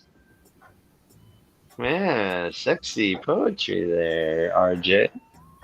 And but he refuses the wine. He says, "Yep, no, I'm not thirsty." And that's when, to your point earlier, Kay, when the guy says, "Well, when one is cut, all are. Fate can kill you if it does not do worse." Doom. Yeah. And then shift. There's a shift. He feels a heat on his neck. But then the dream shifts. So this dream is more or less in 4 parts. That's the first part. Is this man? One other I think important detail is Perrin please. kept having this notion that this wasn't the first time he'd had this conversation, right? Mhm. But similar to the 3 men arguing in the MC Escher-ish stairway that Rand and he both have experienced, like he feels like he's perceiving a conversation or an old argument that's being taken up again, rather than something new and novel, right? That he hasn't experienced before. Yep. So your impression is that this is a dream, and he is somehow accessing different potential lifelines, life stories through his dream. Is that what you're postulating? Well, Is that just what you're postulating? that Joshulating? Are you postulating? Joshulating. Also, are you postulating wildly? Wow. Yes, wildly. I don't know that it's necessarily different lifelines, but that the familiarity of it is important, right? That it's that it fits his well-done schlong. It fits his like view of the world and his experience of the progression of the story and the turning of the wheel and the pattern, the way the pattern is weaving, is my impression. But again, that's totally just me reading into it. When he says he knew he needed to hide, it was not safe to be seen. He didn't know why, but he just knew. Like, like, what if he was seen?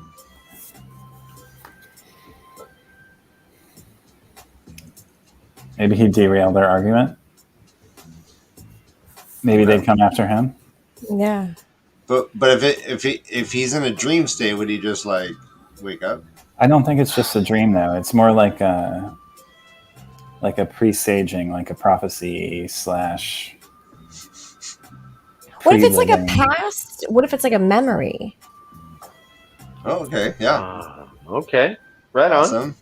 I agree. I think it's like a memory. What if it's more like a memory of a memory of a memory, and it's just the memory of the archetype, like the past life memories. Yeah. Not necessarily a past life, but of the role. No, but like the same timeline ish, different timeline, different life, but kind of what they saw when they went through and saw all the different lives when they could have when they could have made different decisions, right? Okay, so this is just like dipping down like momentarily into like a flicker scene and seeing it, and then like kind of like and going to a different flicker scene. Is that kind of what you guys are thinking? Yeah, I mean, he says it right here with the gilded helmet part that he carried this axe into 100 battles 1,000 times. Right, I can't take it off. I can't throw it away. I can't. And so that's a parallel to what we were talking about with the axe and with him leaving Rand. He wants to do something, but he can't. Not yet, at least. And he does take off the helm when she says, yeah, that looks sweet. And he's like, nope. And he says, I don't think I want this. It is not mine. And this is one of my fucking favorite chapters that Robert Jordan has done in these 3 books. This chapter is amazing. Isn't this the woman from the alternate world that comes to Rand? What's her name? And that matters. Why? No, okay. What did you said the name? Who do you think that person is? What is her name? I forget. Celine? There you go, Celine. Celine. I think this is Celine that he's encountering from just the description of it and the way that she talks about destiny and filling the role and all of this kind of stuff. Well, I think, Ryan, we have already read that Celine introduces herself by a different name to Min at the end of the Great Hunt. Oh yeah, Kay, Sedai. Who do you think Celine is? Lanfear. There you go. Exactly. And it says... Okay, go on. Go. It says that he found himself staring at the most beautiful woman he had ever seen. Her eyes were pools of midnight, and she she's always kind of been associated that we've seen her sign off thing is like a little moon and stars. Her signia that when she sent Rand those The letters. messages, right? Wow. Yeah, And so that's a little column that. and she's always obsessed with the Horn of Valere, which she mentions in the And passage. glory, yeah. Like, It starts off. It says there was a sound in his head louder than a murmur, almost at a level of understanding. And then later, when he says no, it says the murmuring sound dug at his skull. No, it was gone, and for a moment, so was acceptance. And he keeps shivering as well, which Rand shivered as he channeled the side in the mountain passageway when he lit the fire, so to speak, for the Dark Ones to find. Awesome. So, and this is where the cup changes as well. So, do you think that she changed the color of the? I have two questions. Was the change from silver to golden? Was that an intentional thing? Oh, I think it was. I feel like it was a manipulative thing. Okay. Like he wasn't totally interested at first, and then she was like, "Oh, let me fix this." Okay. Bada bing, bada boom. And it was just a very easy fix. So it was like more enticing, and I don't know, very not just speculation. My second question is: both of these times there was a cup filled with blood red wine, and Perrin is enticed to drink. So, All right, two It's like drink the Kool-Aid. heavy-handed reference to communion. Yeah, right. Oh, okay. What do you think would have happened if he did drink the wine? He would be succeeding to the Dark One. Agreed. I totally agree with that. Second question. Are Rand and Matt having these same dreams? Maybe not the exact content, but certainly structurally the same. We already see that, Rand believes that Balzamoth or the Dark One comes when he comes in his dreams, that there's a reality to it, that he's touched and wounded or, experiences reality as a byproduct of the dreams that he has, where he's in this sort of hinterland of thought, parallel reality, whatever it is. Yeah, he had the stigmata dream. Right. Right. Came out with the bloody palms. To that point, you mentioned, God dang it, Go on, I lost my train of thought. I do that all the time. I heard someone say that if a cop, it's so hard to find someone who's driving on weed now, right? Because the test it's 3 weeks or something. So instead of doing like the put your head back and touch your nose kind of thing for a drunk, if you think someone's driving high, just ask them to tell a 5-minute story about fourth grade, and they'll tell a story, and then they'll eventually say, "Wait, what was I saying? Where was I?" And then you go, "All right, guys, can you put your hands behind your back?" That should be the field sobriety test. Tell me about fourth grade. Tell me about your fourth grade teacher. Tell me for 5 minutes. Mrs. Hauser, she was amazing. She was super young for her age. And she was super young for her age. She was super young, or super young for her age. She was super young for her age. Like, she was super young for a teacher. I thought at that point in my life, she was super young for a teacher. She had a secret closet and a locker. I remember it was very long. Sorry, Mrs. Hauser, if you're watching this. Yeah. She Or was her son, amazing. Really, really beautiful and amazing. Like everybody looked up to her, but yeah, she had a really cool photo of some guy on the inside of this like locker cabinet situation that we all thought was definitely her boyfriend. It was really fascinating. Anyways, that was my 4th grade story.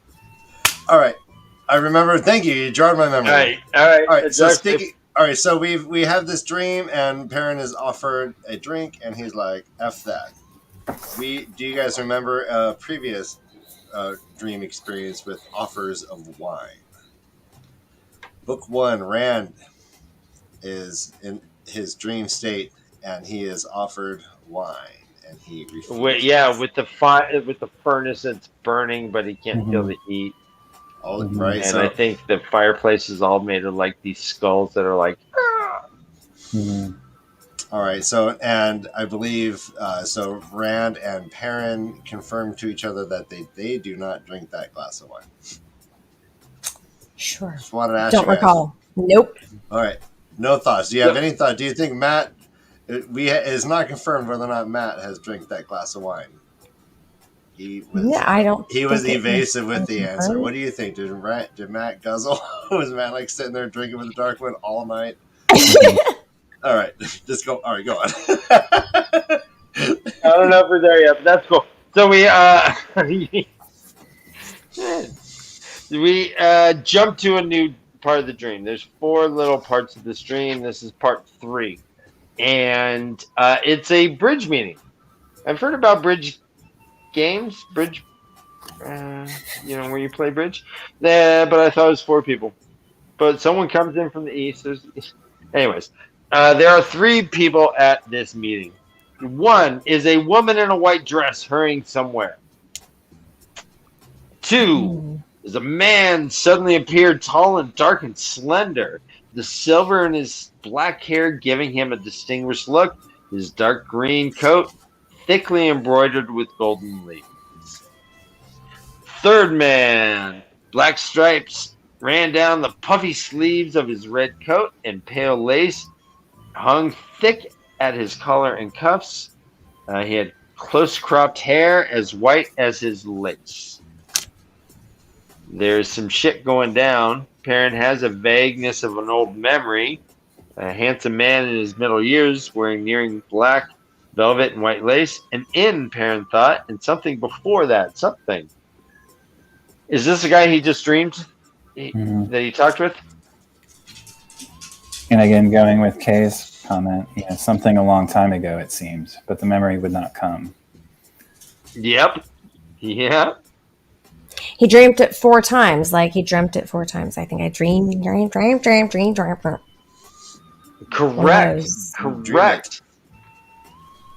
And we'll get to that, but let's put a pin in that because that's No, for real, because that's how I want to end it is on that.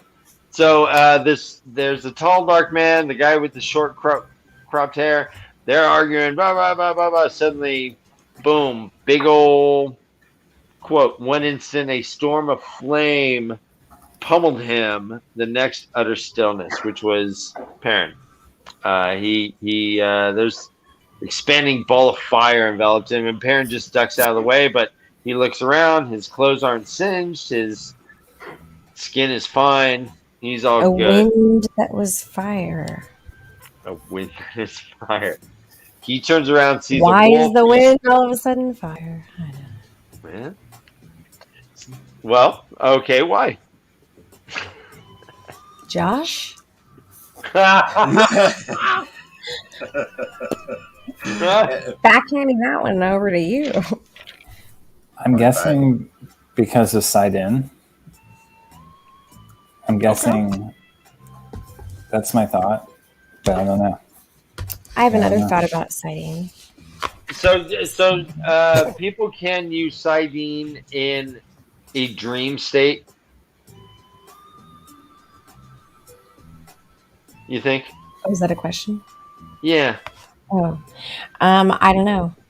It says in the glossary, see true source, which was really frustrating for me when I was trying to figure out what in the world it meant at first. So then I went to True Source.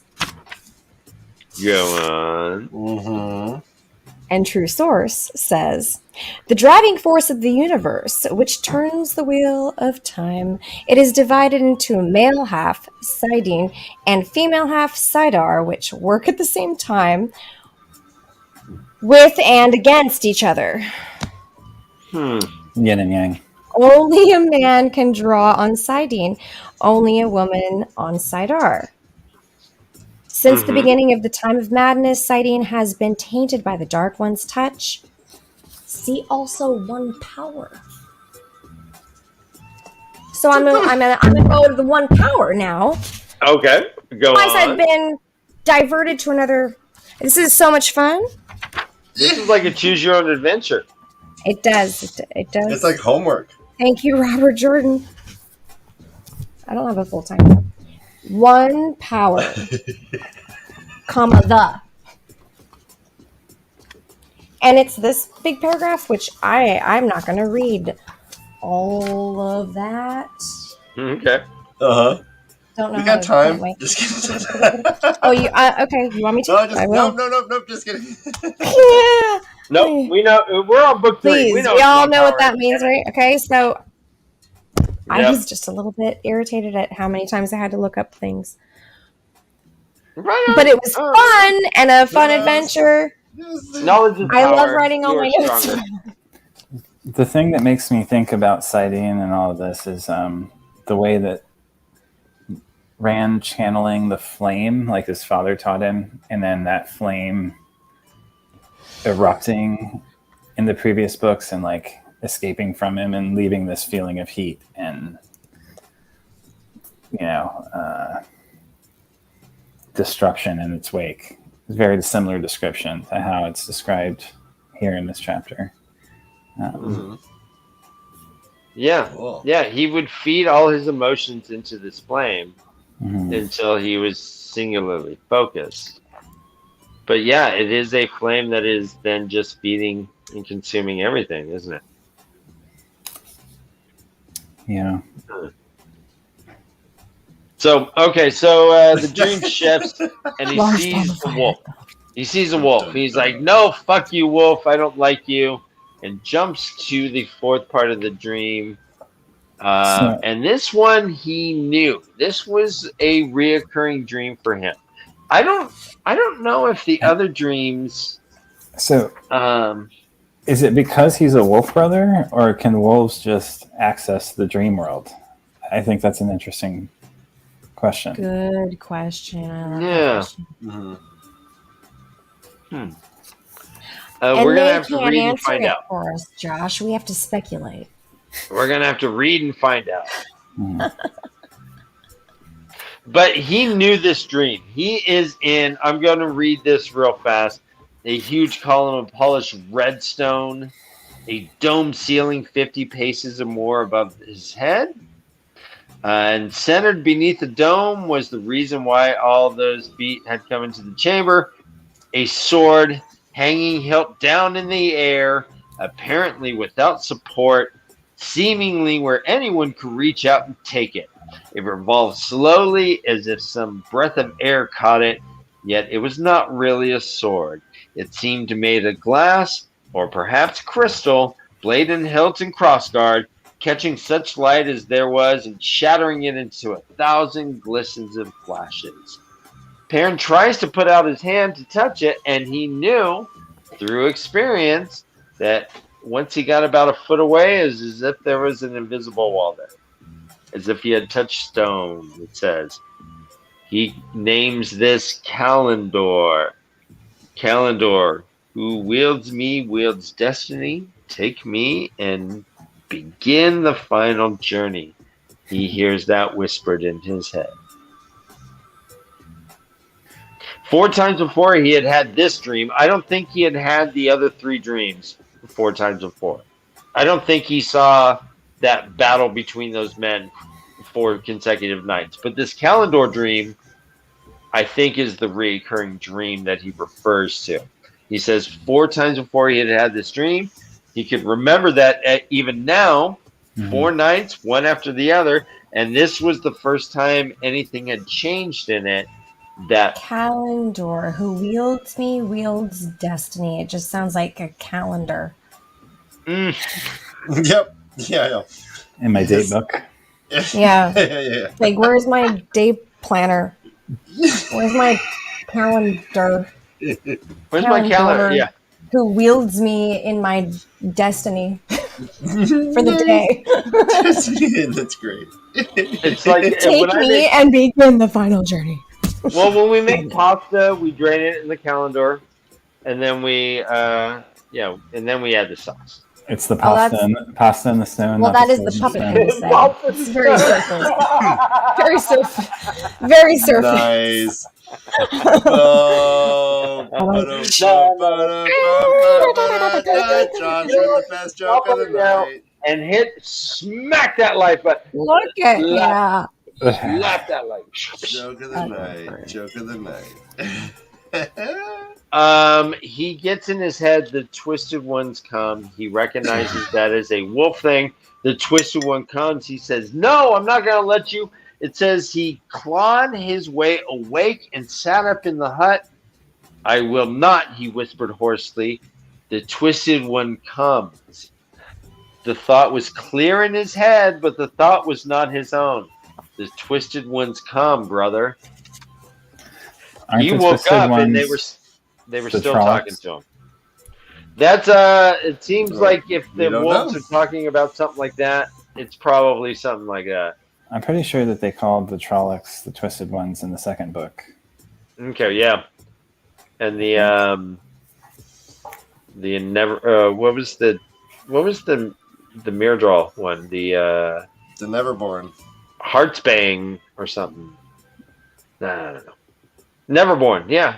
Maybe that's it. Well done, man. So, any thoughts about this dream, this 4-day-in-a-row dream of him seeing Calendar? He's hungry. He wants pasta. He wants a pasta. I do too. I mean, that was a great point that he is a blacksmith. He understands like heft and matter and weight and like he's been going. Some of these dreams like have physical properties or half kind of like soft matter properties. This one is a distinct wall. Like boom, he cannot go past this. Mm-hmm. Yeah. Yeah, fascinating. The fact that generations have come seeking the sword makes me wonder if it has never been claimed, or if it gets claimed once during the revolution of the wheel at a certain age, or is this something that has been frozen timelessly in perpetuity? I don't know the answer. That's a great question. Yeah, great question. And what they do mention that this is a part of prophecy, has been mentioned, and it does seem to be a puzzling part of the prophecy. It seems like it's a catch-22 how it's written, but it is there. Journey death. Or is it says that the stone needs to fall before Calendar can be claimed, but but it's in the heart of the stone. Yeah, it's a weird thing where it's like, well, there's no way that you're going to be able to do that for this to happen. It's just weird. But anyways, is there anything else that we wanted to talk about these 3 chapters? This has been longer, like 3. We won't do more than 3 chapters ever, and generally 2. I think we're going to err on the side of 2, right? We'll have a meeting about that. We'll have a meeting. I'm still curious about what the noise is he hears in his head during the dreams, and what the tickle is, and whether they're the same things. The tickle while he's awake, the noise in his dreams, and how does that relate to his being a wolf brother versus his role as a TAVERN. I don't know the answer, but it makes me wonder. That's a good observation. I like that wondering. And I think it's pretty clear that, between Moiraine and the wolf, that they're about to get attacked in their camp. I mean, that would be my prediction for the next. Your chapter. prediction? Okay. Okay. Okay, Sadai, do you have any predictions for the next 2 chapters coming up? Or 3? Gosh. I'm looking through my notes and I'm like, okay, chapter 4 begins. Chapter 4. I mean, I think just Randon is in such a state right now that he's gonna do something big, and something else is gonna happen that he's gonna have something to do with. I think Selena's gonna have a big part, or Lanfear is gonna have a big role. I don't know, in some way coming up. It just feels like this was just kind of like the foundation for a lot of action-packed scenes, and I'm hoping that's what happens, honestly, because this was a lot of fun to read and really interesting to me, in the way that there were so many dynamics of characters and character building situations, and I really loved the dynamic between Perrin and Rand, and I thought it was really for me, it really pulled at the heartstrings, and it was very relatable, and something that you just can't help someone else to get through maybe sometimes, but they're struggling with something that you have no control over, and even they maybe have no control over, but you're trying to just be there, you knew them since forever, and I don't know, so there's lots of stuff going on, and then Perrin and Min's conversation, and Min and Moiraine, and everybody, there's, and oh gosh, and Loyal, so I don't know. Nice. I don't think it's a spoiler to say that the pacing of this book is probably in the top 2 or 3 of the series as well. We're getting through the preliminaries, establishing setting, reestablishing who these people are. But once things get going, it really it stays going. So this is going to be a fun book. I'm really excited already. I mean, it's already hard not to read ahead, but this it's last so chapter easy is to pretty keep good. on reading them over and over again. You guys are heroes. Ryan, anything? Oh, just, everyone check out New Creations by Jen. It's life size. Look at it. It's just twice the size of my head. This what thing are you weighs gonna put about in 48 your glass? pounds. You have to tilt it when the world, it's like a when the epic ends and we are all struggling in the water wars of the future. What are you gonna put in the way the Leaf shot glass, everyone?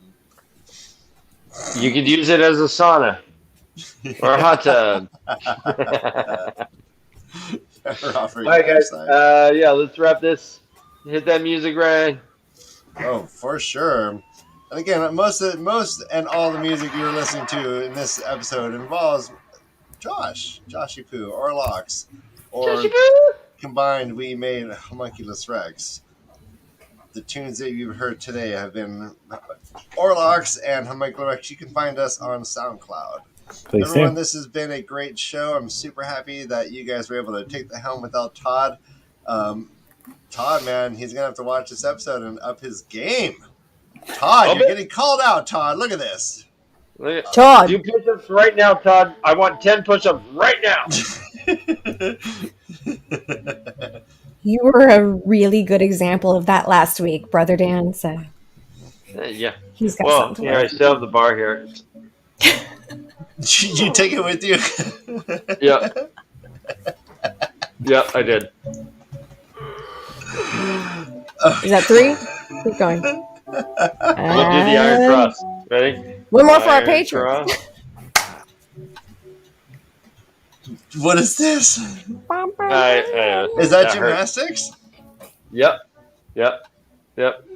All right. Well, Hey, everything guys. was great until the last Hey, minute. look, Almost a perfect episode. look at that. Uneven bars. Okay. Gymnastics. All right. All right. Take care of your this mental is health, Sam. great. Hey, great episode, guys. Yeah. Let's see you next Tuesday. We're going to read chapters 5, 6, and 7, and we're going to progress forward. It's going to, the proverbial SHIT is going to hit the proverbial FAN, and it's going to be great. The more we talk about this, the more I learn about you guys, and I can't wait to every new episode, guys, for reals. I love our new system and dynamics we got going on here. Yeah, I do too. And yeah, we can do 5, 6, and 7. 7 is only like 5 pages. We should breeze to that. 5, 6, and 7 it is. Sounds good. All right, guys. Yeah. Everyone, thanks for joining us. Look for us on Discord, on Twitter, you found us on YouTube already, so don't even look for us again. But hit the like button and the subscribe bell, and the you know what? Hit yourself on the back after you do that, because you just did a good thing. You're helping fledgling puppets attain the glorious YouTube stardom that we've all been craving. Oh yeah, all right, pose. All right.